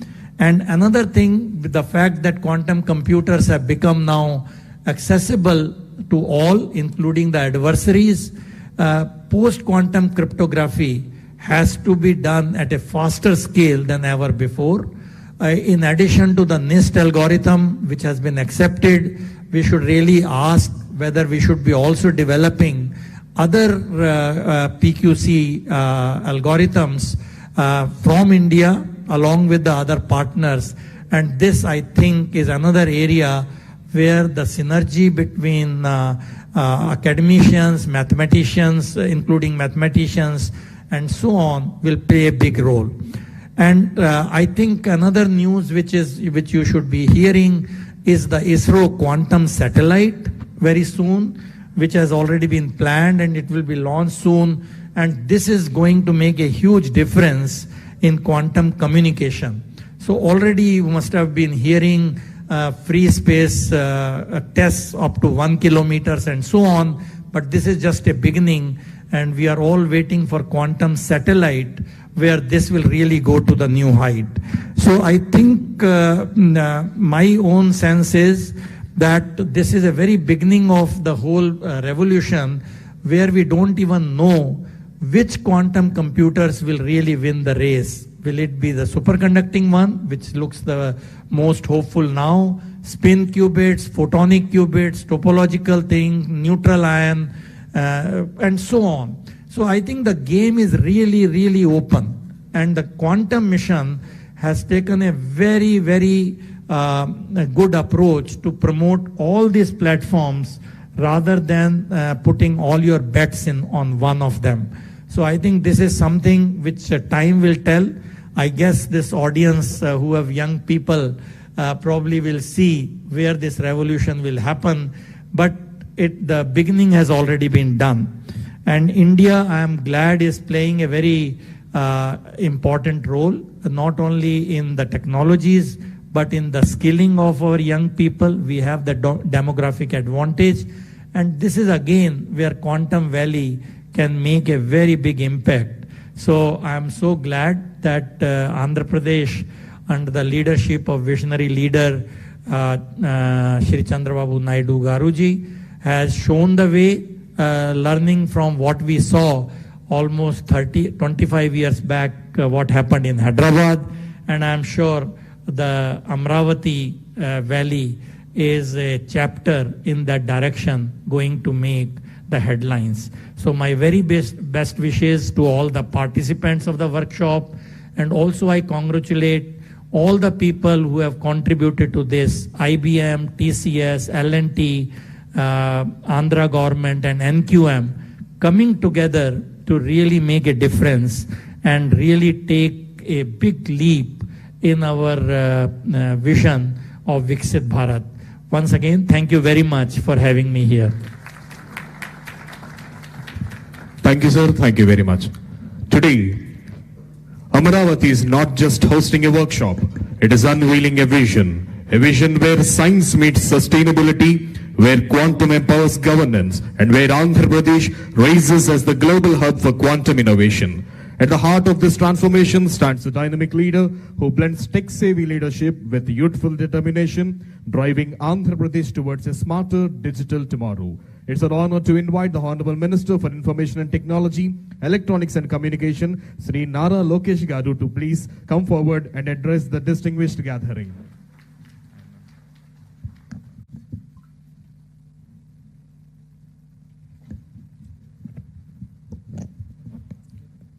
distinguished scientists, researchers, visionary technologists, academic pioneers, industry leaders, respected colleagues in the public service, and my dear friends. It is both an honor and a privilege to welcome you here to the Amravati Quantum Workshop 2025. Today marks more than just a confluence of India's brightest quantum minds. Today marks a turning point, a moment when Mr. Naidu signals to the world that he is ready to lead the next technological revolution. Honestly, I find myself very lucky to see his second chapter of Technology Revolution. When he started his first chapter, I was in 7th class, like quite a few of the ministers now. And we really didn't understand what he's trying to achieve in IT. But it takes a visionary to see the future, distill it, execute it. And once again, while young ministers are in their 40s, we're witnessing the next technological revolution under the leadership of the Honorable Chief Minister, Mr. Chandrababu Naidu ji. We are here to ignite a bold vision to transform Amravati into South Asia's first quantum valley, a thriving ecosystem where ideas become innovations and innovations become industries. This is not a one-day event. This is a dawn of a national movement with Andhra Pradesh as its epicenter. We are investing in a full-stack quantum capability from qubit architecture to cryoelectronics, from algorithm development to global quantum standards. And I'm proud to announce that the Amravati Quantum Valley will soon be home to the IBM Quantum System 2, India's most advanced quantum computer. India's most advanced quantum computer with 156 qubits. Asia's first quantum standards testbed in collaboration with NPL, IEEE, CDAC, and AWS. A thriving quantum tech startup ecosystem with anchor support from IBM, TCS, HCL, Tech Mahindra, and many more. Our mission is grounded in the strategic foresight backed by the National Quantum Mission announced by our Honorable Prime Minister Narendra Modi ji and enriched by global partnerships. We are collaborating with leading academic powerhouses like IIT Madras, IISc, Purdue University, and University of Tokyo. Industry leaders such as Microsoft, LTI Mindtree, QNU Labs, and others to co-develop frontier applications in quantum cybersecurity. Precision sensing for defense, healthcare, and aerospace, quantum chips and cryoelectronics, quantum AI for pharma, climate, and supply chain resilience. This is our movement to leapfrog, not just to join the global race, but to shape the very direction of this journey. Education, talent, and workforce of the future. A quantum future cannot be built without a quantum-ready workforce. We are proud to announce that APSHE's introduction of India's first integrated curriculum in quantum technologies and AI across all our universities. I request Kamakoti Garu and Satyanarayan Garu to guide us in this journey. We are all here to learn. We are all here to collaborate. Under your guidance, Madhumurthy ji is here. Kuna Sheshidhar ji is also sitting next to you. We would love to really create a robust curriculum where our students can not only excel but actually thrive in their quantum journey. This initiative will ensure that Andhra Pradesh becomes the brain capital of the global quantum ambition. In the next few years, the Amravati Quantum Valley is projected to create over 1 lakh high-skilled jobs, incubate close to 50 plus unicorns, nurture next-generation PhDs, fellowships, and internships focused exclusively on quantum science and engineering. We are not just building technology, we are building human capital that can shape the future of technology. Under the visionary leadership of Mr. Naidu, Andhra Pradesh is not just dreaming big, we are building smart and fast. We are developing a dedicated quantum research zone within Amravati Knowledge City, single window clearances for quantum startups, labs, and foreign R&D centers, plug-and-play research infrastructure with L&T, IBM, and DRDO as anchor partners. And when vision meets velocity, innovation thrives. Honestly, all of us here are in this workshop to learn about quantum technologies. When the leaders, the industry leaders were presenting, it felt like I was back in college, my good old days in Carnegie Mellon. I think there's a lot to learn. In the last 2 decades, the entire sector has gone through a lot of transformation, but we as Andhra Pradesh would like to lead this from the front. To the scientific community, we stand by you. To innovators and startups, we offer a launchpad here in Andhra Pradesh. To global leaders and investors, please come partner with us to create our journey and power the quantum breakthroughs. Let Amravati become to Quantum Valley what Silicon Valley became to software, a global symbol of innovation, excellence, and aspiration. To be very honest, when the Honorable Chief Minister spoke about this initiative, 99% of the people in the room didn't understand what he was talking. We were all perplexed, puzzled. I'm a Carnegie Mellon undergrad. I worked at the World Bank for 2 years. I'm a Stanford MBA. Even I was quite perplexed and puzzled. So all of us went to ChatGPT and started our research, like all of us do here. You know, it's very rare we come across visionary leadership. India is lucky to see the next version of Mr. Naidu, and we're really witnessing history here. When history is created, we really don't understand its impact and the transformation it will have on all of us. And I think we are very fortunate to have a leader like Mr. Naidu to lead from the front. And as the entire leadership in the cabinet, the bureaucracy, we are here to support his vision and make this a reality and to bring Amravati on the map of quantum computing. So let Amravati let us together script India's next technological chapter, quantum by design and quantum by resolve. I'd like to thank every one of you for giving me this wonderful opportunity. And I'd like to thank the Honorable Chief Minister for making me part of his journey of creating history.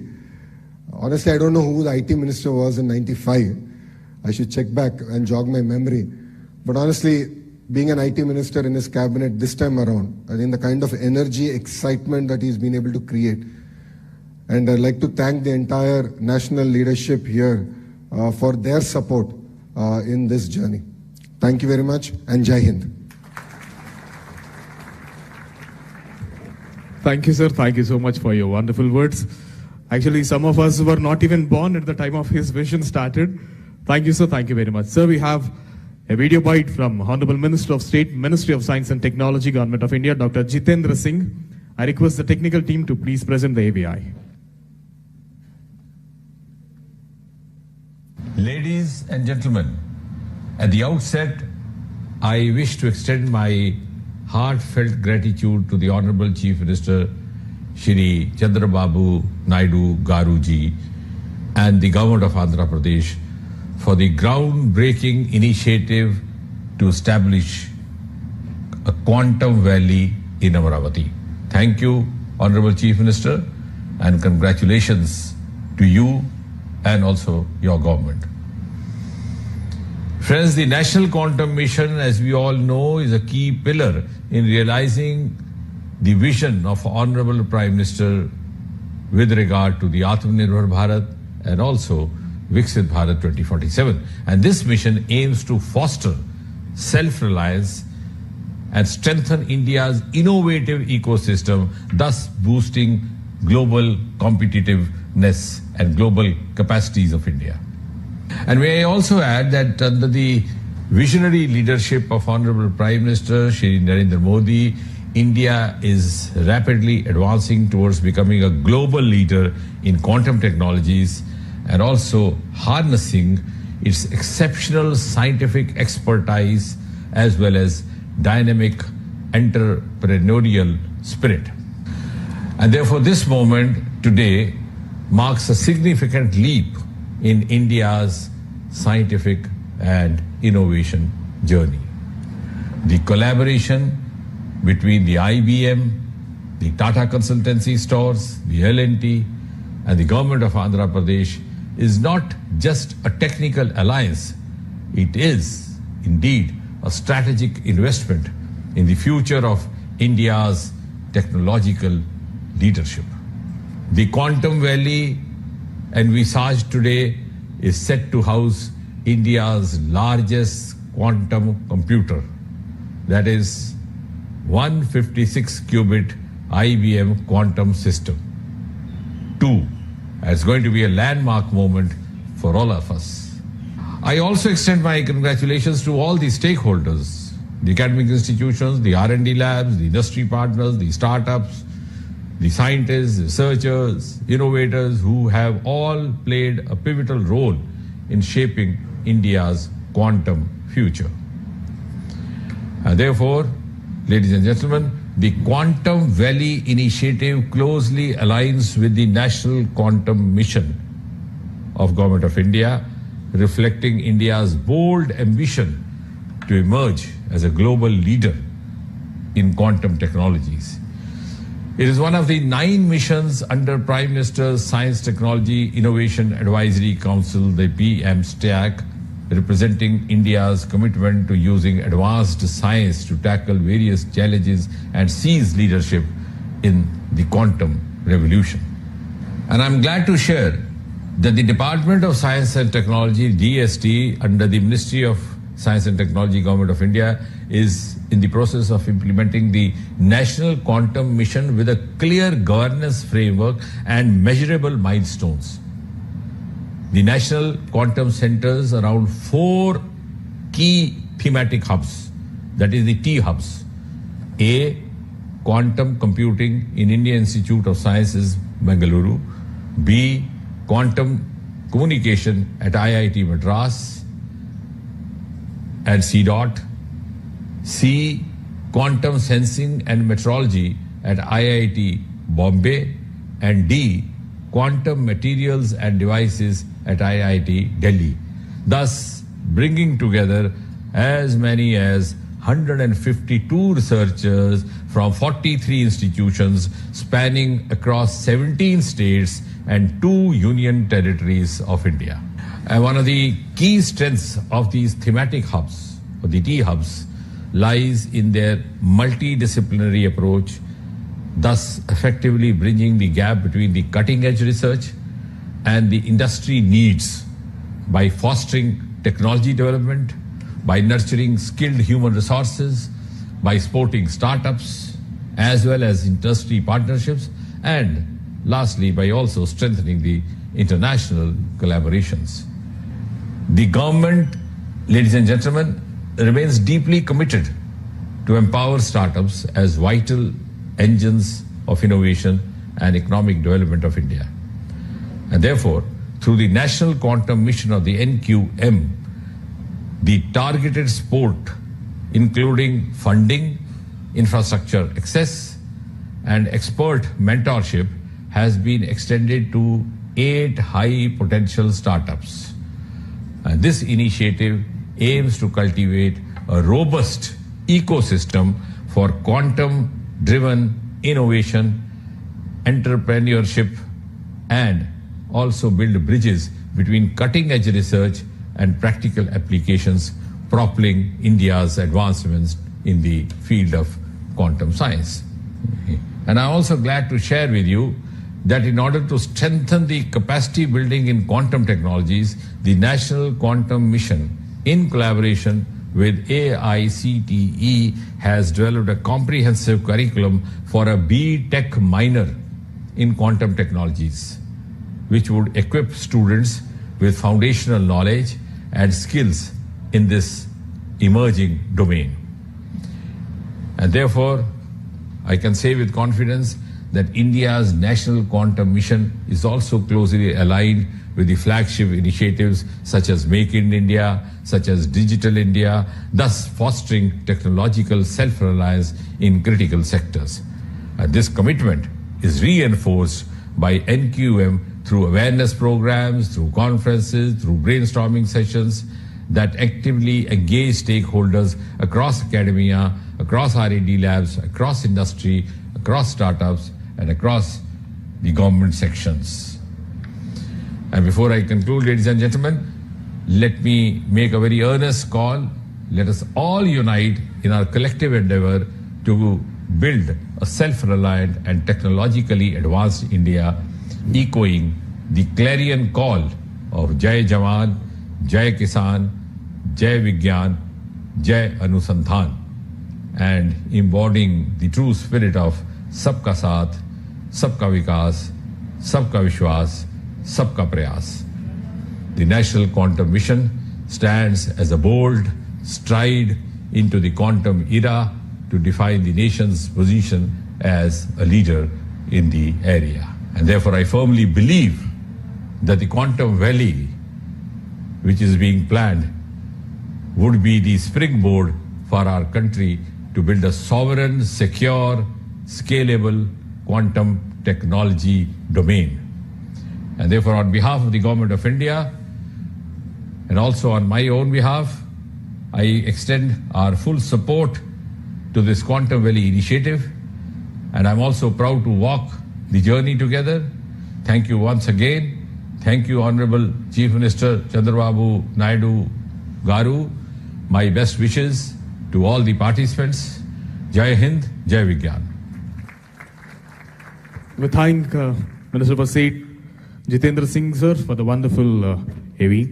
Now, ladies and gentlemen, this transformative vision is not an accident of ambition. It is deliberate, focused dream of a leader who once propelled Andhra Pradesh to the forefront of the global IT revolution in 1990s and is now orchestrating its rise as a quantum superpower. We salute and warmly welcome the visionary who dreams a decade ahead, the architect of modern Andhra Pradesh, the man who sees Amaravati not just as the city, but as the beacon of intellect, invention, and global impact, our Honorable Chief Minister, Sri Nara Chandrababu Naidu Garu, to give his valuable message.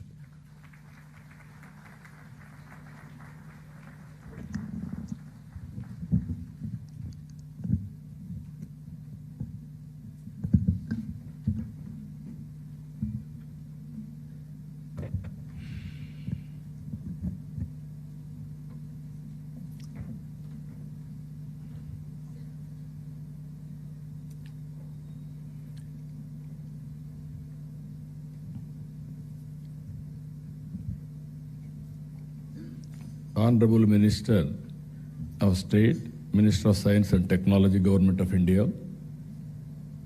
Just now he appeared on video conference, Dr. Jitendra Singh Ji.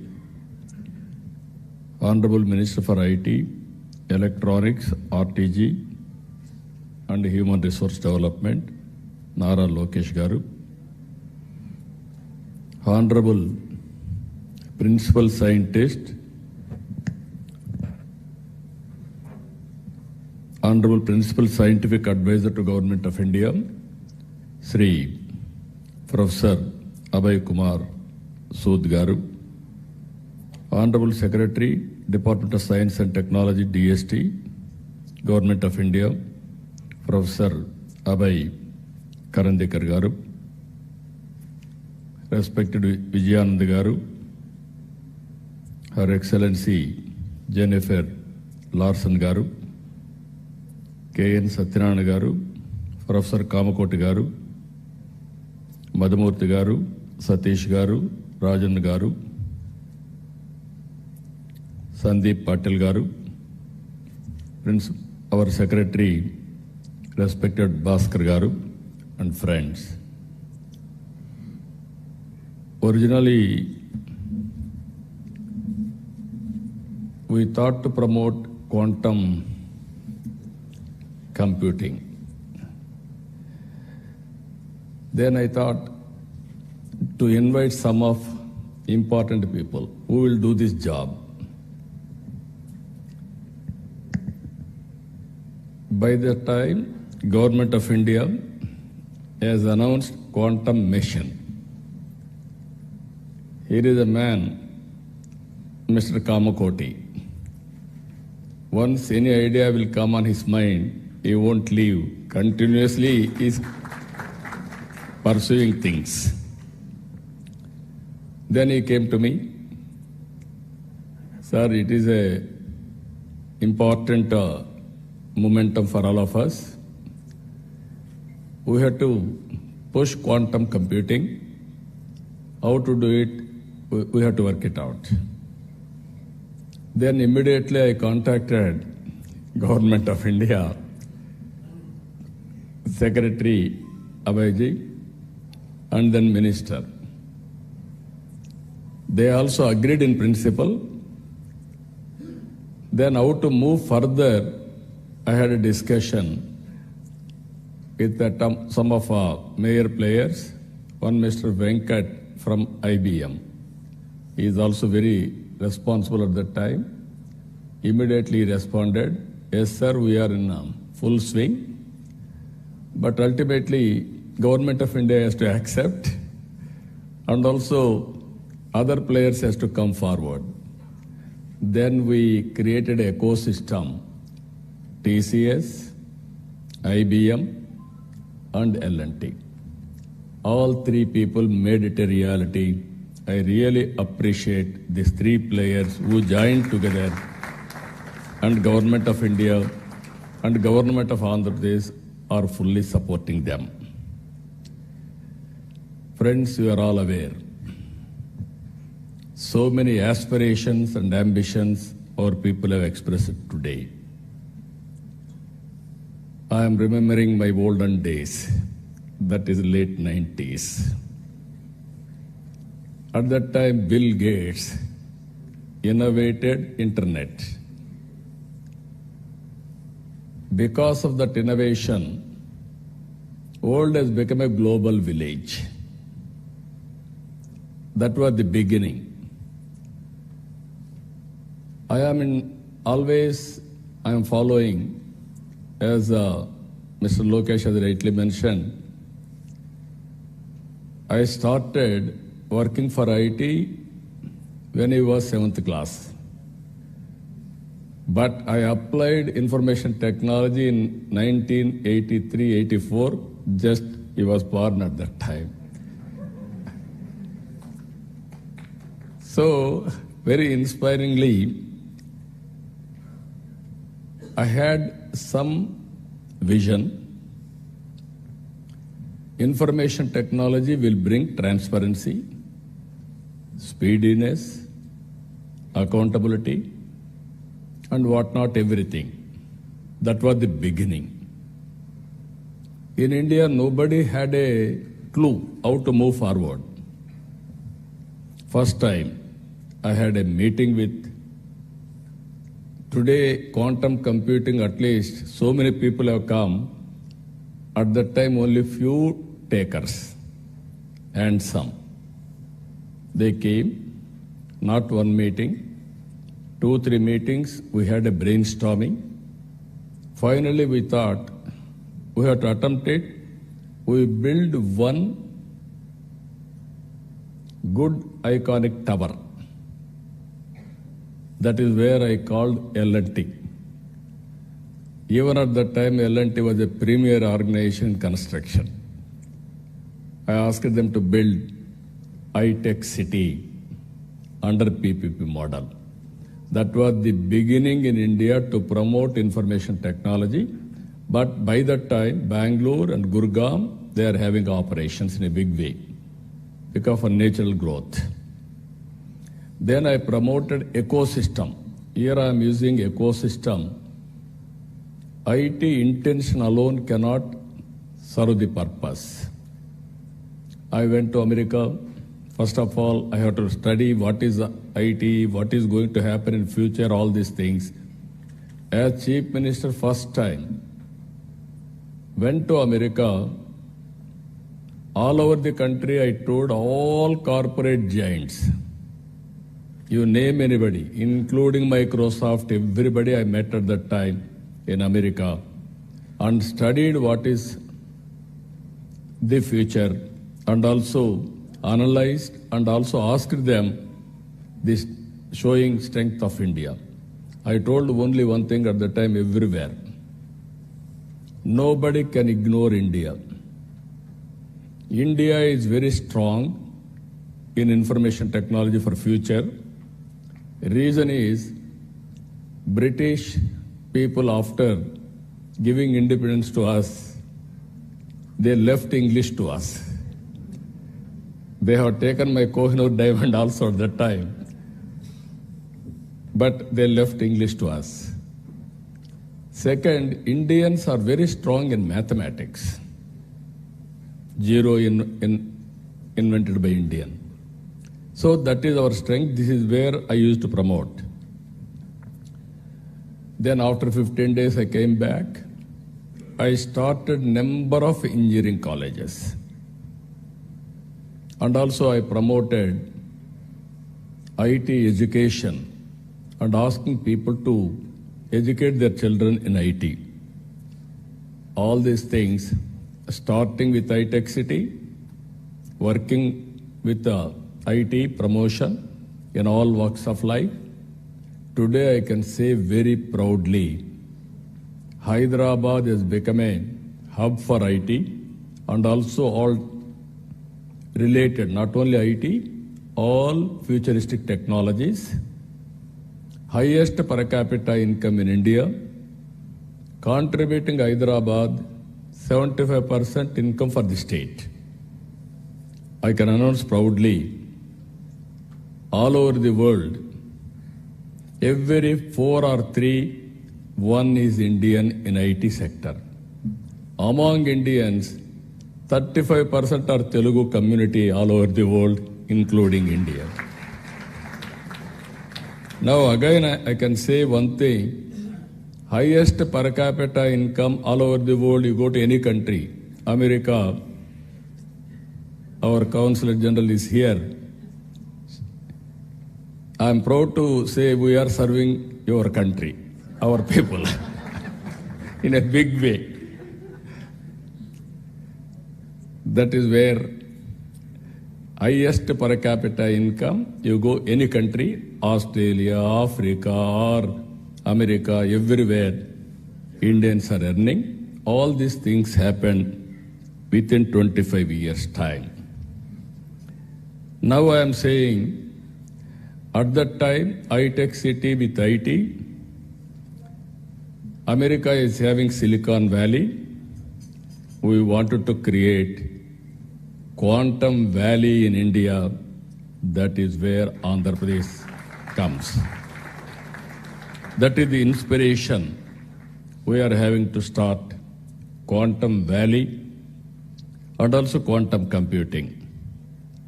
As Sandeep Patil has rightly mentioned, people are thinking, what is the use for IT or quantum computing? I don't have any doubt about it. Today, everything is related with technologies. Earlier, we used to send people for war. It is no more relevant. Without technology, no war at all. Technology, knowledge, these are all the future. So to empower our community in all walks of life, we have to go for latest technologies, then only we can empower, otherwise it's impossible. One thing I want to place before you, all of you, India is very strong. For that 3-4 reasons. We started economic reforms late. That was 1991. Even that economic reforms was started by P.V. Narasimha Rao. He is also Telugu, bidda from here only, from Andhra Pradesh only. Second advantage for India, 1995, technology evolution. I can say revolution. India took first mover advantage. I am very happy I played some role on that, major role. I remember ecosystem was not conducive at the time.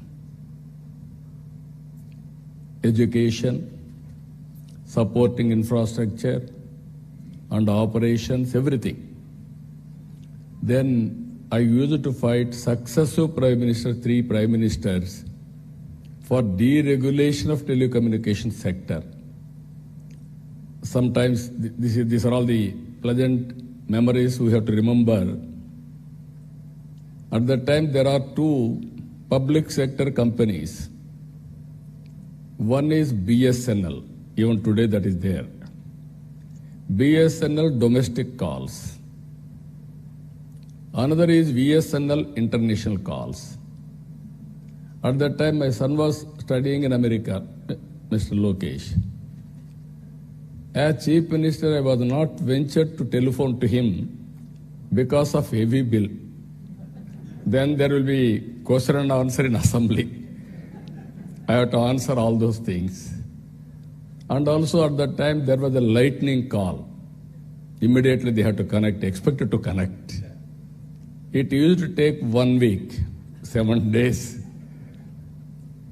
At that time, there were manual exchanges. That operator is supreme. He wanted to give lightning call, he can give. Otherwise, he will avoid. That were the days. I studied all over the world. Countries are moving very fast, contributing cell phones, everything. Then I used to talk all these things. Then when I spoke about cell phone, everybody heckled me, political opposition. Cell phone can give food or shelter or water, what you are talking, why you are doing all these things, who wants this, like that. Today, after 25 years, wife can live without husband. Husband can live without wife. Both cannot live without cell phone.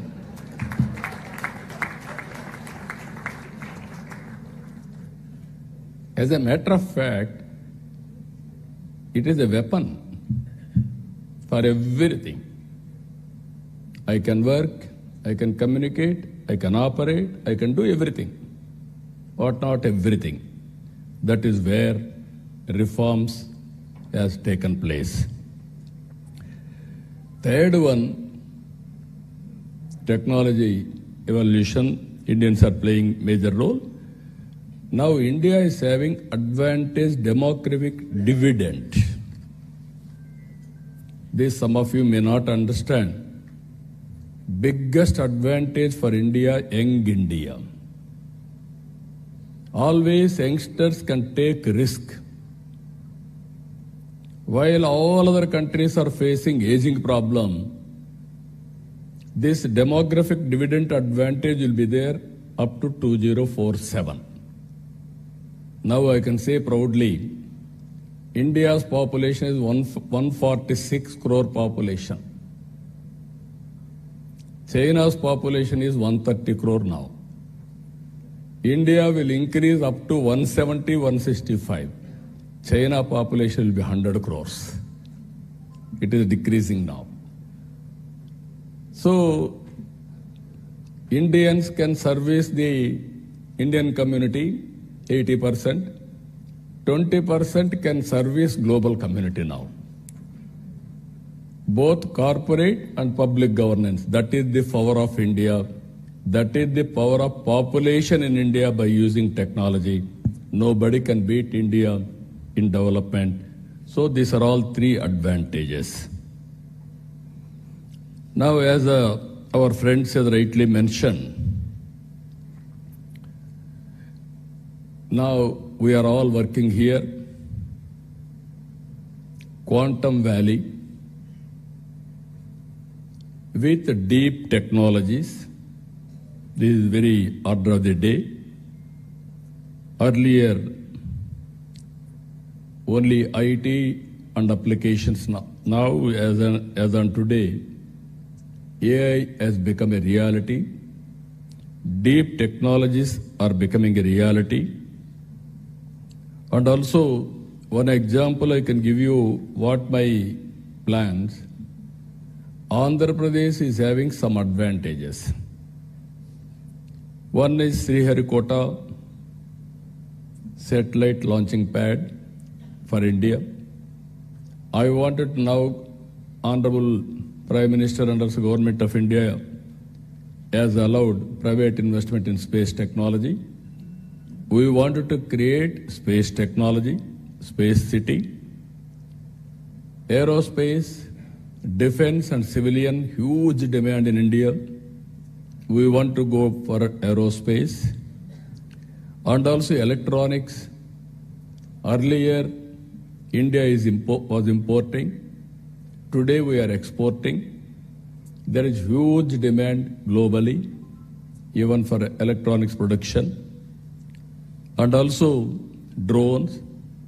Without drones, nowadays we are all watching, drone is very, very essential to war or otherwise to have civilian applications, so many things.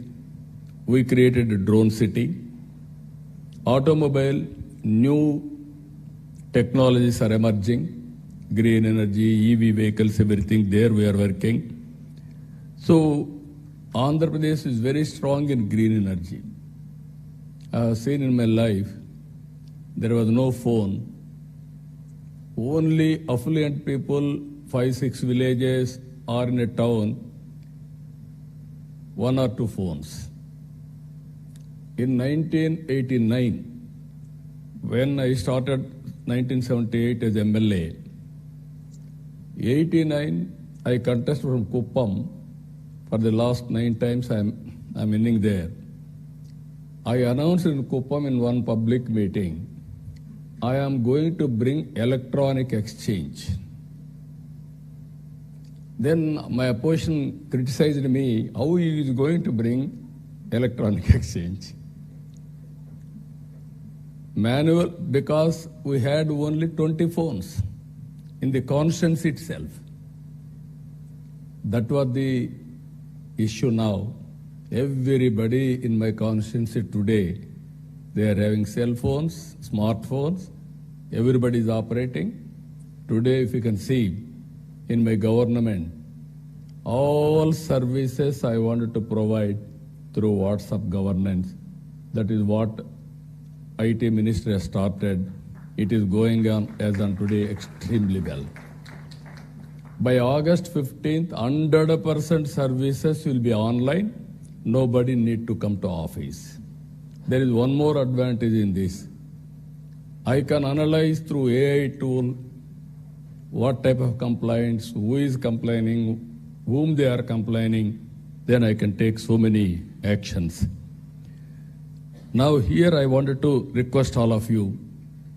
This is the ecosystem we wanted to create.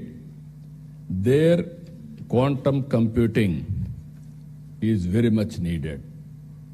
As Kamakoti has rightly mentioned, by January 1st, Quantum Computing Center will operate from Amaravati.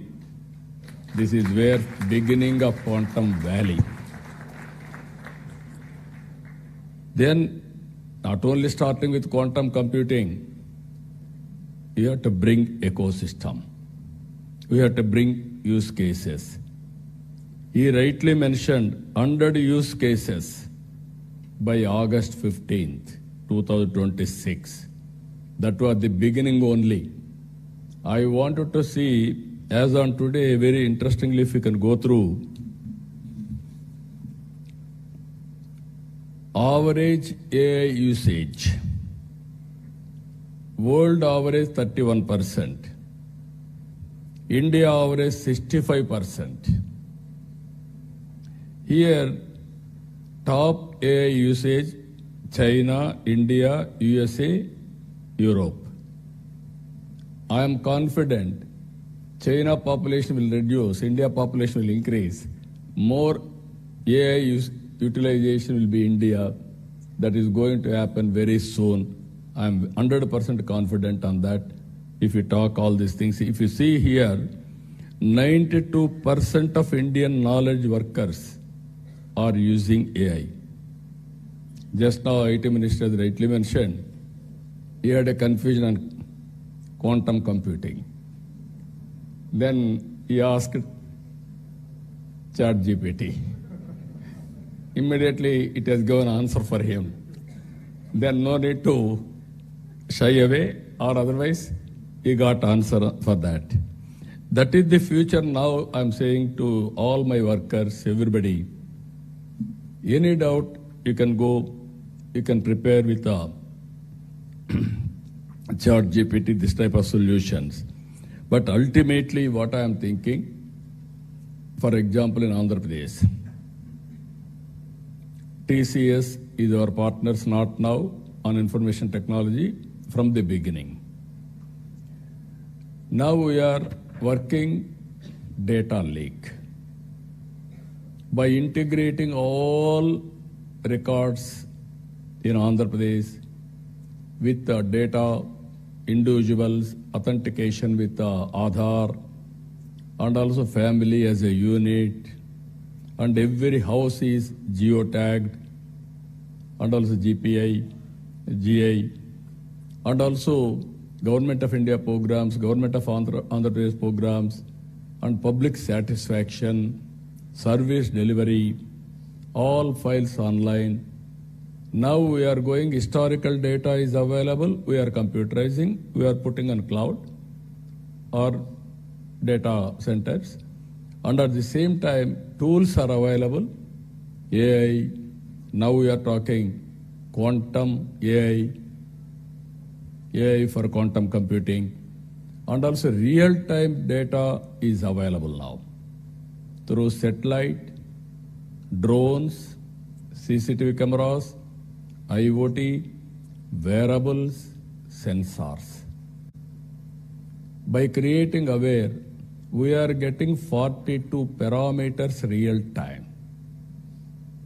It may be temperature, humidity, rainfall, thunderbolt prediction, cyclone, cloudburst, soil moisture, groundwater, reservoir water, whatnot, everything. Even pest, crop pattern, prediction of crop yield, so that I can plan it for marketing. If I get all these things, for government, if I link with quantum computing, real time, I can get data, historical data is available, knowledge is available globally, computing with AI, quantum computing. I can communicate real time to the last mile again for execution. That is a game changer for future, either for health, either for agriculture, either for any walks of life. If you can do that, then youngsters are here, startup companies, and also this ecosystem players, huge market, pharma industry.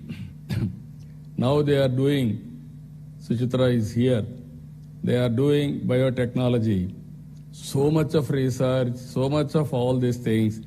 Now by using quantum computing, we can reduce the time, you can prepare your modules at a cost-effective way. Even personal medicine is not far away. So this is where I am visualizing all these things. So how to go about, all of us has to think in that direction. As our Excellency Jennifer has rightly mentioned, India and America, two big democracies. We have to compete with each other. We have to work together for each other for global good. India and America has to do in that direction. That will go a long way. Even Secretary has rightly mentioned now, they are building ecosystem. He made one comment, I am very happy. He has to prepare very clear targets. Finally, he said, India is not only a participant, we will be a player. From the beginning, I am saying we are becoming a user. Software, we are very strong. But at the same time, products, we are very weak. That is the biggest challenge, sir. I am telling you, you give challenges to our people, They are prepared to go for products. In the initial stage, entrepreneurs, we have to give some leverage. Even some people may fail, but we have to encourage. Then they will be successful. So, in this meeting, I am telling so many people you have seen from the morning, so much of enthusiasm. Now you prepare. Quantum computing means not only getting one machine and putting in Amravati, then you think quantum computer has come, my work is over. No. How to create that ecosystem is important. Today also we had some meetings, all experts. I am only a policy maker. I will protect everybody's interest. If I cannot promote, nobody can promote quantum computing or deep technologies in this country. Fortunately, now we are having a Prime Minister. He is ahead of me. He is always thinking future. Earlier, I have seen so many Prime Ministers, I used to talk to them. Sometimes they used to say, we won't understand why you are making me to suffer. That were the days. Today, if I talk something, Prime Minister will give not only answer, he will give a solution. That is how he is working. We are proud, that's where I am saying always, right time, right leader, right place. That is Honorable Prime Minister Narendra Modi ji. With this, even yesterday was talking to me, now sending people to war, there is no relevance. We have to concentrate on technology. How to use technology and new innovations, that is the order of the day, that is where he is working in the direction. Just now, Ajay Kumar Sood has rightly mentioned, this year, International Year of Quantum Computing by UN, even strategic autonomy, anything for that matter, we have to move in that direction. As he rightly mentioned, imagine quantum satellite. As on today, satellite is giving some advantages. If you go for quantum satellite, then you can imagine how things are going to. It is a matter of, I am very clear, innovation is the order of the day. There are revolutions now in innovations. We are thinking somebody is innovating. That is where I used to say always, earlier, myself, I had one Mr. Raja Reddy, who was a professor in computer science in Carnegie Mellon University. We used to discuss how to take computerization to the common man. Then we created for graduates post-graduation in computer science. We believed at that time everybody should have computerization knowledge. Then only application of his knowledge will be very easy. Common man, how to take it up. We used to discuss about at the time with so many innovative ideas. All those things are becoming reality. Even language barriers we are able to cross today. My Honorable Minister has rightly mentioned, our IT Minister, he was 7th class at that time when I started IT. He wanted to inquire about a minister. Who is at that time minister? They are ordinary people. One Mr. Raghunath Reddy and also Gopal Krishna Reddy. Graduates, not IT professionals. Now he is Carnegie Mellon University Computer Science Minister background and also Stanford MBA. Both are very good in designation. Now he has to understand IT and apply IT and also use quantum computing and produce outcomes, use cases. That is his responsibility as minister. That is where I am giving a vision now, and also we are giving concepts, vision. He has to get it done now. As Honorable Minister has rightly mentioned, Government of India is committed for a cause through quantum mission, and also Government of Andhra Pradesh has taken lead. He created some hubs, all these things he explained all of us. Funds, resources is not the constraint. When there is a will, everything will fall in line. We can create wealth. We can generate revenues. Again, we can spend money. That is how economy will run. So all friends are here. It is a win-win situation. All ecosystem players I am requesting, you join us for this great momentum. I don't have any doubt we will achieve it.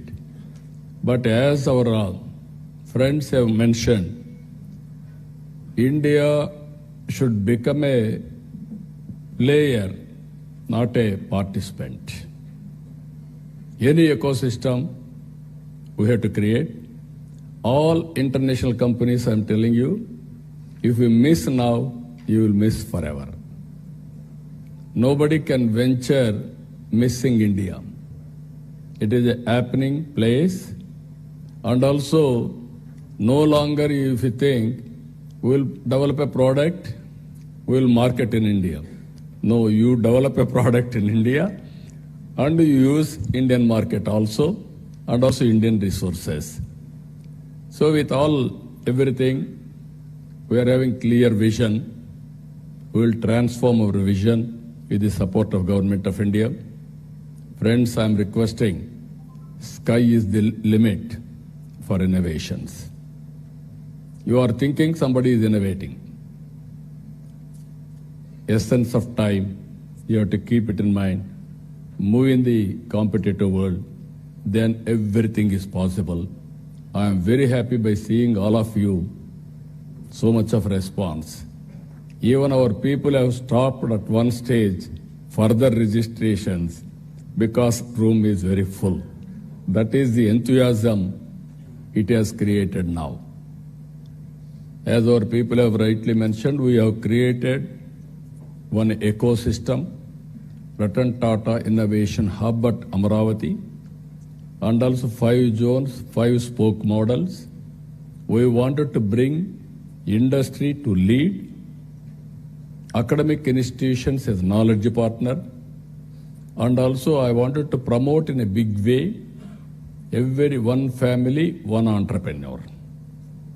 Earlier I promoted one family, one IT professional. It has served my purpose. Today I am promoting one family, one entrepreneur. That is especially in a knowledge economy. Working from anywhere, it is not a big issue. Think globally, act globally. Distance is not the constraint. From Vijayawada or remote village in Andhra Pradesh, you start a company, you can serve the global community. That is the forward today.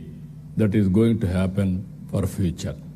With this, for all our endeavors, quantum computing is going to play very crucial role. It will be next level. It won't come below this. With this excellent meeting, always I am saying I am a student, learning from others, and through public policies, I wanted to implement for the empowerment of people. Even today, by sitting here 4 or 5 hours, I am writing everything. I am understanding next level of technologies, how to integrate in my governance. I am very happy. Excellent occasion, very good momentum. Today you are going to declare Amaravati declaration. That declaration will take it up to the logical conclusion. I am assuring you again and again, any hurdles, I will work it out, I will sort it out. But Government of India is here, there won't be any hurdles now. Everything is positive. So, good luck for all of us. Thank you. Excellent day. All of you joined. All giants are here. National, international experts are here. Now everything is possible. Good luck for all of us. Thank you. Thank you one and all.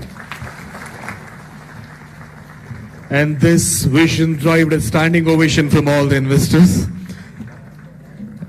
Thank you, sir. Thank you so much for the wonderful and inspiring words, sir.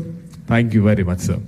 And now I request the Secretary to Government, IT&C Department, Government of Andhra Pradesh, Sri Bhaskar Katamneni IAS, sir, to please come forward for the Amaravati draft declaration.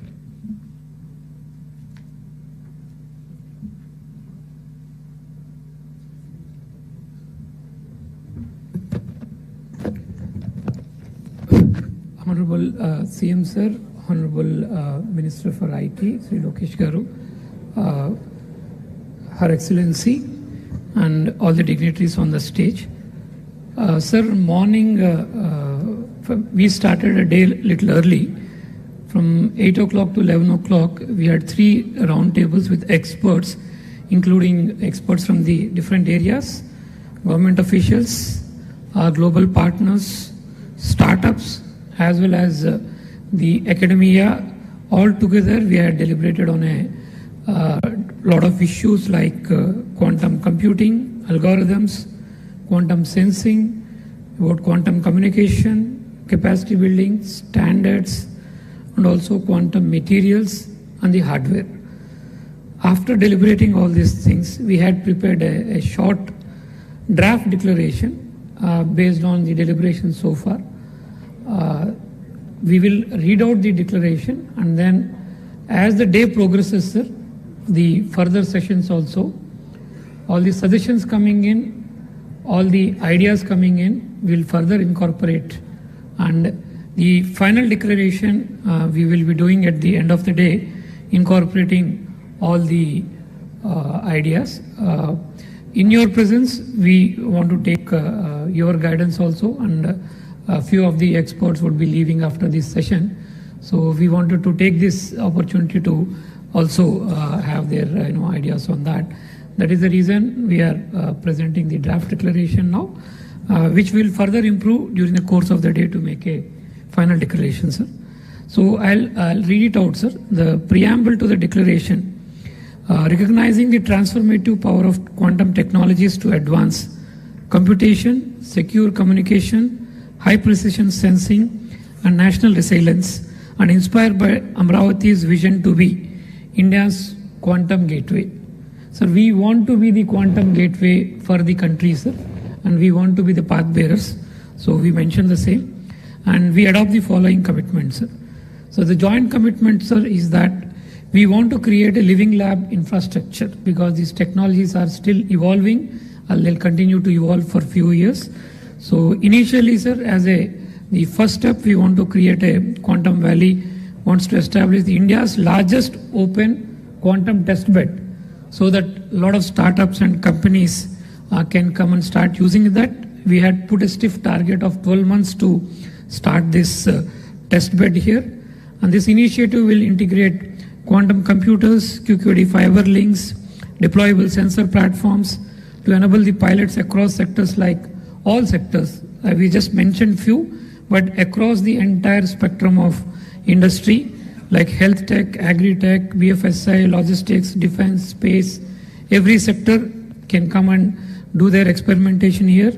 We'll provide end-to-end access to the quantum hardware, to the algorithms, to the tools and expert support, and also everything would be housed and hosted within a specialized tech park, which we will start in partnership with industry and academia, aimed at accelerating domestic R&D and capacity building. So few targets we have put, sir. By January 1st, 2026, this is your vision, sir.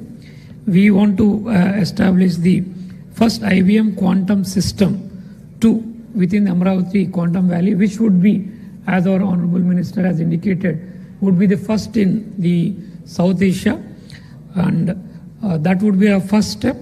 But of course, sir, we will not be putting all our eggs in one basket. And apart from this, all the existing and coming technologies, different technologies also, the computing systems will be put. Currently, we have 4 systems which are being pioneered by different organizations. By 2028, we wish to have all the 4 systems, and anything that comes between 2026-28 also. We are very selfish. We want those systems also to come into Amravati Quantum Valley, sir. And by the time the January 1st, 2026, the quantum system of IBM comes, we want to have at least 100 algorithms to be ready to be started to be used. So we want to fast pace that, keep the algorithms ready to be used on, to be run on the system, sir. By 2028, as you have said, other technologies also would be brought in. We expect that at least a capacity of 1,000 algorithms running in the system. And by 2029, we want to have an effective qubit capacity of around 1,000. So we are running in line, slightly very ambitious compared to the National Quantum Mission targets. But we wish that we can do that, sir. And we also want to focus on indigenous supply chain systems where cryoelectronics, photonic packages, quantum safe chips and control system. Most of the partners and most of the people and speakers felt that last time in the IT revolution somehow we have missed the hardware and the chip ecosystem. And this time we should not do that, and we should ensure that from the computing systems, we should also take advantage and build the hardware ecosystem where we are able to manufacture the hardware chips required within the country itself and also export to the other parts of the country what Taiwan is able to do for the world today in the normal chips which are using processors and all. In terms of quantum chips and quantum hardware, India should become the place, and Amravati Quantum Valley should become the place where the chips and hardware are designed and manufactured. And regarding talent and capacity building, so we want to establish one Amravati Quantum Academy in the next year, which from the first year could start training 500 specialists in the quantum technology and ultimately reach a potential of about 5,000 persons who can be trained on different areas of quantum technologies. And then academic enablement, we want the first mover. We want to have 20 universities in AP and about 100 in India. This is in line with the National Quantum Mission targets. Can start the courses in undergrad, postgrad and PhD programs. The timelines we have put to ourselves by about January 1, 2026. The curriculum would be ready. Our state government higher education department is actively completing that part. And by the next year, by 2027, we want to have the courses all started everywhere and then take advantage of. And then we also want to make a place for the startups and the investment. We want to be investment catalyst. Start 1,000 crore dedicated quantum fund where the startups can access the fund and also the infrastructure. And then to support at least 20 quantum hardware startups in the first year, and then reach a number of 100 by 2030. And we'll also provide sandboxes to them. We also want to attract at least 500 million in quantum technology investments by January 1, 2027, and go to a target of $1 billion by January 1, 2029, covering all areas of quantum technologies like chips, sensing, communication, hardware, and other technologies.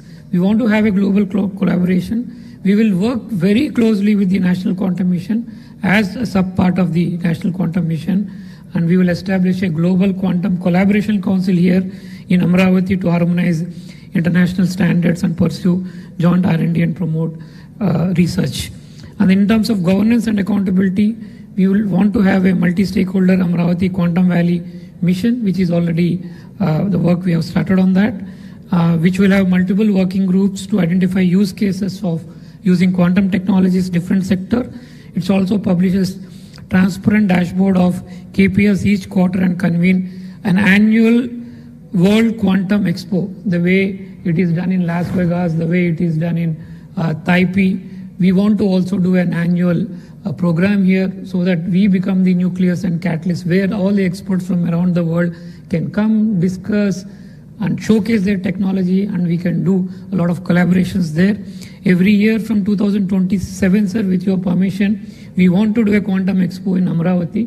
And if somebody takes the name of Quantum Expo, the name should be synonymous with Amravati, sir. This has happened with many sectors. We want to do that with Amravati also, sir. So with your blessings, I think we should be able to do that.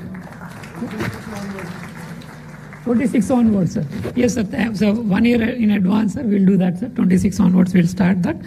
And, sir, we call for action from all the stakeholders, government, industry, academia, startups, and global partners to rally behind this declaration, transforming Amravati into lighthouse for quantum innovation, standards, and inclusive prosperity.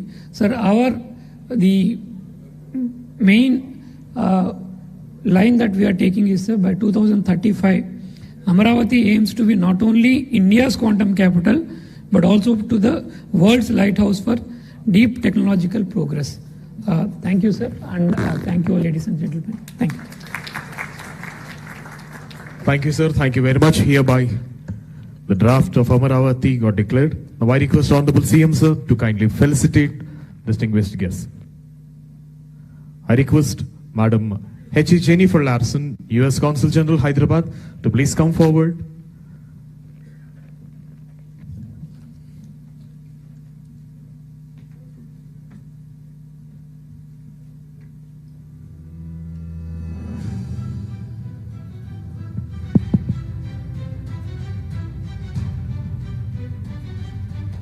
H.E. Jennifer Larson, U.S. Consul General, Hyderabad.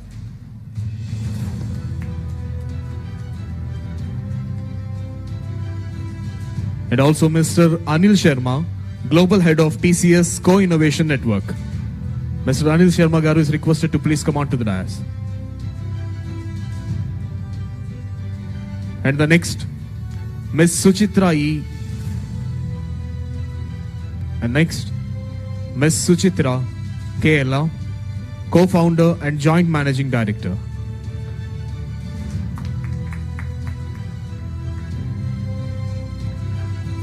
Next comes Mr. Rajiv Kumar, Managing Director, Microsoft India Development Center.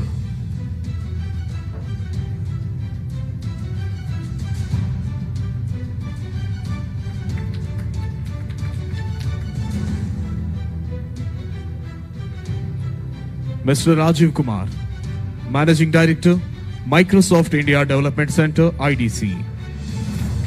And the next comes Mr. Amitabh Ghoshal, Vice President, India Operations, L3 Harris.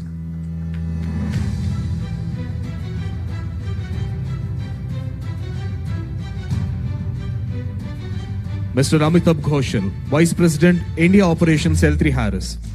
And the next, Mr. Sridhar Sindhu, Corporate Vice President, Blocking and Tackling, AT&T.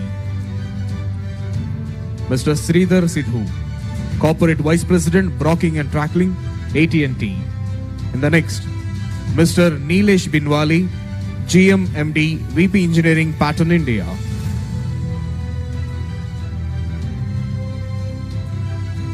Mr. Neeraj Binwali, GM MD, VP Engineering, Pattern India. Next, Mr. Manish Verma, Head, India Innovation Center, Warner Bros. Discovery Media.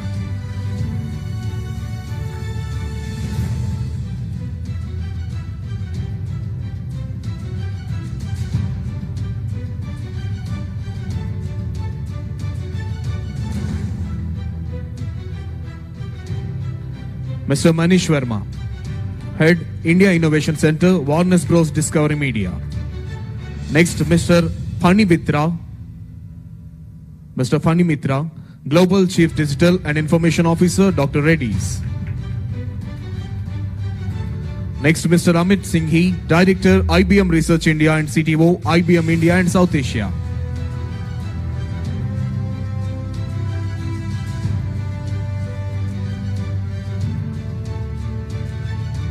Mr. Amit Singhi, Director, IBM Research India and CTO, IBM India and South Asia. Mr. Rahul Sharma, Managing Director, USIBC. Mr. Rahul Sharma, Managing Director, USIBC. And next, Air Marshal DC Kumaria, formerly Vice Chief of Indian Air Force, Military Advisor to BAE Systems India. We invite Air Marshal DC Kumaria, retired.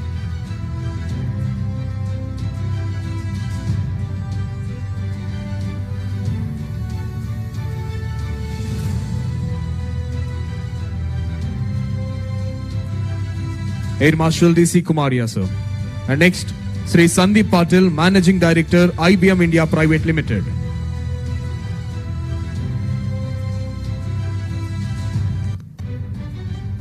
Sri Sandeep Patil, Managing Director, IBM India Private Limited.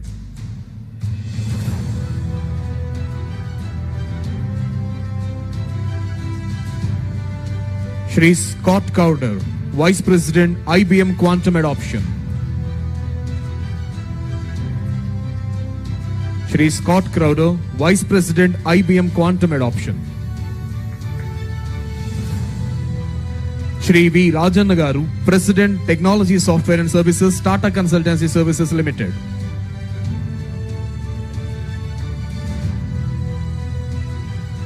Shri V. Rajan Garu, President, Technology Software and Services, Tata Consultancy Services. Shri M. V. Manish, Shri M. V. Satish Garu, former whole-time Director and current Executive Committee Member and Advisor to CMD, Larsen & Toubro. Shri M. V. Satish Garu.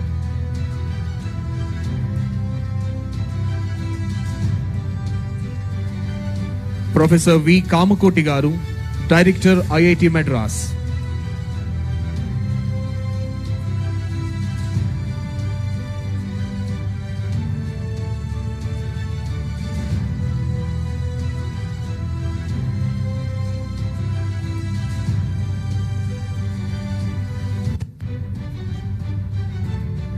Professor V. Kamakoti Garu, Director, IIT Madras.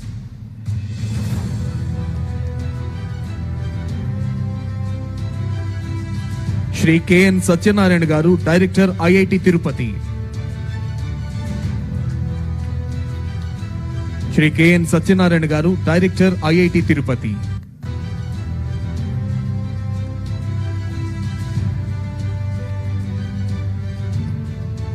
Professor Abhay Karandikar Garu, Secretary, Department of Science and Technology, DST, Government of India.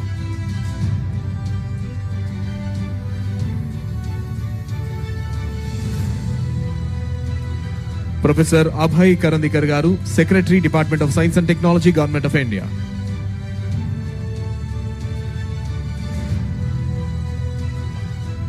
Professor Ajay Kumar Sood Garu, Principal Scientific Advisor to Government of India.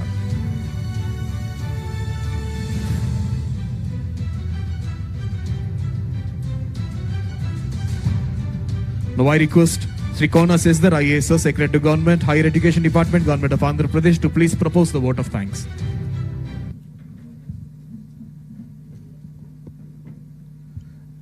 Good morning, everybody. My colleague, Secretary IT Bhaskar, deals with the technology side, and I, as Secretary Education, Skill Development and Training, deal with the academic side. As you know, it takes two hands for a clap. I assure you, sir, that we'll work very closely along with industry to realize your vision. As we conclude this inspiring inaugural session of the Amaravati Quantum Workshop 2025, it is my privilege to deliver the word of thanks on behalf of the Government of Andhra Pradesh. First and foremost, I extend our deepest gratitude to our Honorable Chief Minister of Andhra Pradesh, Sri Nara Chandrababu Naidu Garu, for his visionary leadership and unwavering commitment to transforming Amaravati into a global capital for quantum technologies. Sir, your presence and your words today have not only energized us, but have also reaffirmed a collective mission to build the Andhra Pradesh Quantum Valley as a beacon of innovation for India and the world. I also wish to thank Honorable Minister of State, Ministry of Science and Technology, Government of India, Dr. Jitendra Singh, for his message and words of wisdom. A heartfelt thanks to our Honorable Minister of HRD, IT Electronics and RTGS, Government of Andhra Pradesh, Sri Nara Lokesh Garu, for his inspiring keynote address, his relentless and futuristic vision for the state to lead in technology and education. I am proud to share that as we herald into this new era of quantum computing in the state's education ecosystem from our schools to colleges is undergoing a transformation as a part of learning excellence in Andhra Pradesh, that is LEAP program. Here, we have a very important role to play, and our state universities, as my colleague Professor Madhumurthy Garu has said, the state universities are gearing up for this revolution. This proactive approach by our universities is fundamental to achieving our vision of a vibrant quantum ecosystem in Amaravati. My heartfelt thanks to Her Excellency Jennifer Larson, Consul General Hyderabad, United States of America, for emphasizing the Indo-US collaboration vital for advancing quantum research and development. We are also deeply indebted to Professor Ajay Kumar Sood, Principal Scientific Advisor to Government of India, Professor Abhay Karandikar, Secretary, Department of Science and Technology, Government of India, Shri K. Vijayanand Garu, Chief Secretary, Government of Andhra Pradesh, Shri Sandeep Patel, Managing Director, IBM, Mr. Scott Crowder, Vice President, IBM, Mr. M.V. Satish, Executive Committee Member and Advisor to CMD Larsen & Toubro, Mr. V. Rajanna, President, Technology, Software and Services and Head of Technology and Software Businesses, TCS, Professor Kamakoti, Director, IIT Madras, Professor K. N. Satyanarayana Garu, Director, IIT Tirupati, and my colleague, Professor K. Madhumurthy Garu, Chairman, APSHI, for the address and sharing Andhra Pradesh's vision and mission. To all our esteemed guests from academia, industry, and senior government officials from Government of India and Government of Andhra Pradesh, and Vice Chancellors from all our universities, thank you very much for your active participation. My special appreciation to my colleague Bhaskar, IT Secretary, for bringing out the Amaravati Draft Declaration. At this moment, I am reminded of Dr. APJ Abdul Kalam's inspiring words. Dream is not that which you see while sleeping. It is something that does not let you sleep. Today, we have collectively shared a dream, envisioned by our Honorable Chief Minister, a dream of transforming Amaravati into a vibrant, globally recognized quantum hub. Together, let us translate this vision into a reality. Thank you very much once again, and I look forward to seeing you all in the post-lunch session. Thank you very much. The post-lunch session will start at 2:30. So I think some of you got messages saying that 1:45, but it's because we are a little late. It will be 1 hour from now, so 2:30. So thank you. Thank you, sir. Thank you very much. Now I request Honorable CM, sir, and other dignitaries on the dais to please proceed for a group photo at the IBM prototype computer.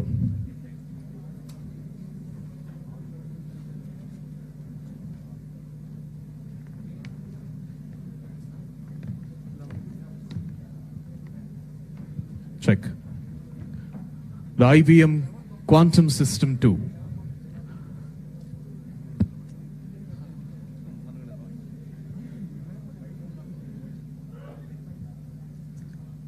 IBM leads the world in quantum computing. Honorable CM, sir, along with the Minister for IT and other dignitaries from various parts of the nation and the world, are having a group picture at the IBM Quantum System 2. The future is here.